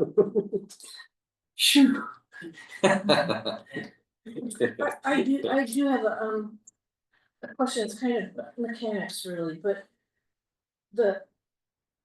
who's gonna decide? Is it gonna be the owner, whoever is seeking the registration and files the application, who's gonna decide that this is owner management or agent management? Because I think the agent is gonna say it's the owner, and the owner's gonna say it's the agent. And is it gonna be the owner that makes that declaration in the first place? That's our intent. Yeah. Okay. So it's the owner, our intent is that when the owner comes to get the permit or to whatever, ask questions, then the city would ask them, are you planning on managing this yourself? Or are you gonna outsource it to a project management company? And if it's the What about something latter, in the middle, whether you just have someone who's at the property and greets guests, it's an out of town person, but I mean, isn't there maybe a spectrum of like a check them in, check the guests in kind of person? maybe, or? There could be. Yeah, think I mean, we that's could, agency. but that's the Yeah. agency part, because the agency is the one that's responsible for opening the door, bringing in the cleaning crew, and stuff like Okay. that, so that would be part of that. And turning it, yeah. Agent management or owner agent management, whatever relationship they have. And again, it'd be up to the owner, so if the owner says it's owner management, that they have an agent, well, we never declared your agency, right? Right. So the owner's the one, the impetus is on the owner to declare it. That's our intent. Okay. Sounds good to me. That would be fair. Any motion? Yeah, so can I get a motion to, where we put the motion to propose it to the city, to propose it to the city council, so yeah. Does the motion have to be ask Abe for his talent to craft the ordinance? I was going to ask for clarification. Yeah, so the municipal code provisions that authorize the board to do this don't really clarify one way or another. You know, it basically says that, you know, the board has the authority. I'm trying to find the specific it's trying to find the specific section that relates to this. And so I can tell you exactly what it says. I can't seem to find it right now. Okay. But okay, oh, I found it. This is in section 2.50.100. B, where it says the board shall render its decision consistent with applicable law and all ordinance of this city, even in situations in which the board disagrees with the applicable law and or ordinance. After rendering its decision in any matter in which the board believes legislative changes are appropriate, the board may submit to the city council and appropriate administrative officer any recommendations that the law be changed. So, as you can see, the code authorizes the board to submit recommendations. It doesn't codify what shape or form those recommendations need to be in. So if you want to submit the recommendations in concept, I believe that's permissible under the code. If you want specific language to be proposed, then I think right now, the more appropriate action would be for you, the board, to direct me to prepare language. Or for if the subcommittee wants to prepare language, I assume it's not the case. But not to say that you can't, but I know that it's probably not the funnest thing to do, so I can, if that's what the board wants to do, the board wants to submit actual language, and I would recommend the board just direct me to prepare the language. I can bring it back at a future hearing date. I'm not sure what the cutoff is for the next hearing, I'll try to make it to the next hearing. But certainly, if the board wants me to take these concepts and come back with language, I can, and then at that point, you would make a motion to forward it on to the council with whatever revisions or. Okay. Would the other option be? Just so that you wouldn't be spinning your wheels, I mean, it may be that the council really likes one part and not another, and so you wouldn't have to go draft. Maybe we present them with the concepts. And then they will say, we like this and not that, or can we do this and then go about drafting something, just to see if we can get over the threshold with them. But that's an interesting question, because we did talk about that on the sidebar. Right, because we wanted to talk to one other party before we actually entertain the idea of submitting Another party? We're The gonna, mayor. the mayor. we're gonna shop it with the mayor first. Okay. and just Oh, I get think his that's wise. feedback. Yeah, yes. Okay. But from your perspective, is that, I mean, if he says good idea, then, or he says bring it forward, then we're gonna have to come back to you anyway. So. If the board believes, you certainly can forward the recommendation onto the city council. The board member made a good point with respect to, the council at that point can direct staff to prepare an ordinance consistent with whatever the council believes is appropriate from the recommendations. And if you believe that it's best to forward specific language, then you can certainly do that and hold off. I can't advise one way or another, whether strategically or policy wise it would be best one way or another, because quite frankly, I don't. If you're gonna talk to the mayor, why don't you see what he would suggest? We're just talking about a one-on-one kind of. We're talking about a quick sit down to say, what do you think about, just off the, like, what do you think about this? You think it's, I think that's a good idea. if he says this, if he just tells us this isn't gonna fly, then in So, his opinion, maybe we drop it, I don't know. okay, so should we then put this off again for a further discussion? I guess we could have talked to the mayor before we did this. Well, I think we wanted everybody to feel comfortable first, right? And we don't wanna put something in front of anybody, member of council without. So then let's being not- united. So then we shouldn't be really voting on whether, we make a proposal that we should. The board does not have to take action at this time. You can re-agendize it if you want to have Okay, this let's do that. discussion. Okay, we'll do that. Future. We'll try to. So do we have to make- before the next? Do we have to, no proposals, right? We don't have to propose anything. No, you can, you can just request as chair for this to be added to the agenda for the next hearing. You don't need to specifically continue Okay. this. Okay, then yeah, let's just Okay, request that that'll be added to. the thank you for your agenda. feedback. Thank you. Thank Oh my you. goodness, yeah, I'll sleep better tonight. these are good, these are good. Can we ask some more questions? Anything from your perspective that you see from the administration side? No, I mean, I think there are good recommendations. I know that there are already provisions in there about notification in the form of realtor disclosures. Yeah. That was passed in the original ordinance of 2017. And then as far as the classification of agency versus owner operated, that's something that currently exists within our licensing program. When an owner submits their application, they're categorized in one or the other. If they are choosing. I didn't realize that. I didn't know that. I didn't Yeah, realize so that. they are, if they choose to categorize themselves as an agency operated rental. There are additional forms that the agency representative would be required to fill out to submit along with the application materials. Okay, So we'll just add. thank you, What's already there. Two less things to do. thank you. Okay. Alright. So. Sorry. I'm falling behind all of this stuff. Okay. This portion of the meeting set aside for general comments, announcements, requests of the staff and or other issues of concern from the members of the Administrative Appeals Board. I don't have anything. All I have is, how does that cannabis thing come to this board? What is, Code, It's the municipal code, I it's want- under our board. I'm gonna turn my. Can we thing fix off. that? That's crazy, okay. That threw me off tonight. Okay, Can we ask a process, not the case, specifically the case, but a process question? Of the city? You can ask a question. You can ask a question, yeah, of me or make a request of staff, yes. Staff, so is there any consideration being given to updating, since the administrative appeals board is hearing cases that are not just vacation rental driven?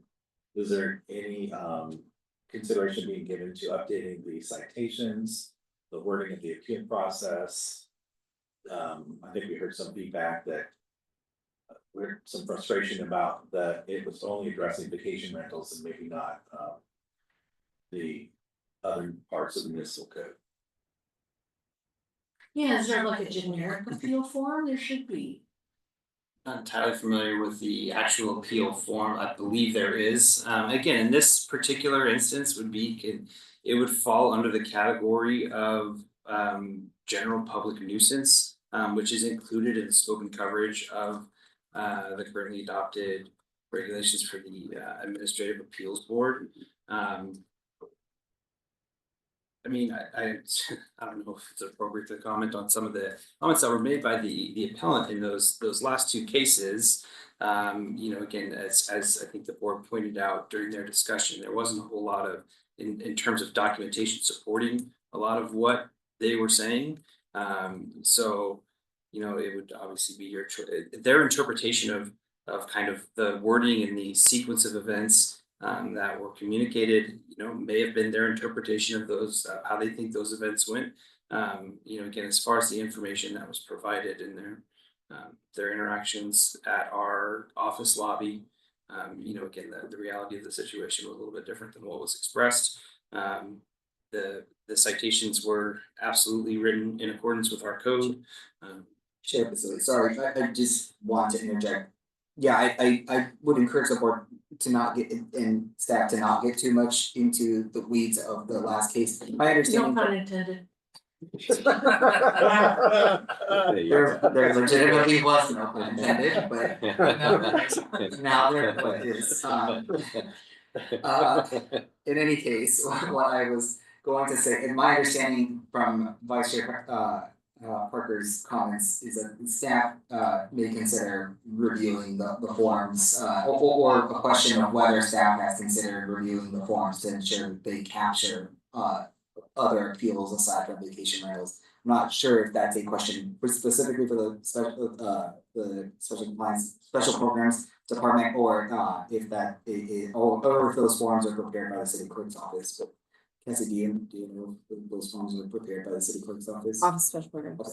So staff is now, the board has now made staff aware of that, and so student staff can look into whether, they want to update their forms or. We will look into that and update our forms. Correct me if I'm wrong, but I remember at the last meeting, there was gonna be a request from city staff to have an additional rebuttal. That's right. From when an appellant speaks again, they are able to rebut again. Yes, Patrick Clifford's on vacation for 3 weeks, Okay. so it'll be at our next. Okay, all right, I just wanna make sure that we covered that and got you guys taken care of. Yeah. Oh, yeah, I Okay. forgot. okay, City. this time, we have anything from the city attorney update? I have no updates.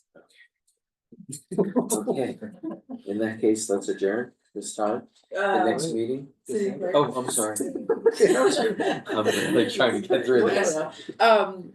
Our next regular meeting is scheduled for November 13th. However, we have one case to be heard that's on the agenda at this point. So, and we have to send out the notices by October 31st, so we might not have a November meeting, and it might be the December meeting. So you will know on Halloween, Okay. on or before. I won't be here for that meeting anyway. The November meeting? Yeah. Okay. Is there a requirement for a number of cases dictates the meeting? Typically we do 4. Okay. I think 4 is our lowest. It hasn't been that way since I've been here for the last 2 years. We've always had 2, and then at one point we had to have 2 meetings a month because we were so backlogged. Yeah. Yeah. And so now we're down to 1. It kind of depends on like the severity of the appeal that needs to be heard. And also, how many cases we have, Okay, so. all right. Okay. I've noticed from, I guess I've looked at the scheduled meetings from the last couple of years, and sometimes the meetings of this board have just been canceled. Is that when there's nothing to be heard? It'll either Okay. be not having a quorum, so we have to have 3 members present in order to run a meeting, so if we don't have at least 3 members present, we can't have a board, we can't have a meeting. And or not having enough cases. Okay. Okay. It's time, 3:47, and the meeting is adjourned. Thank you, everyone. Thank you.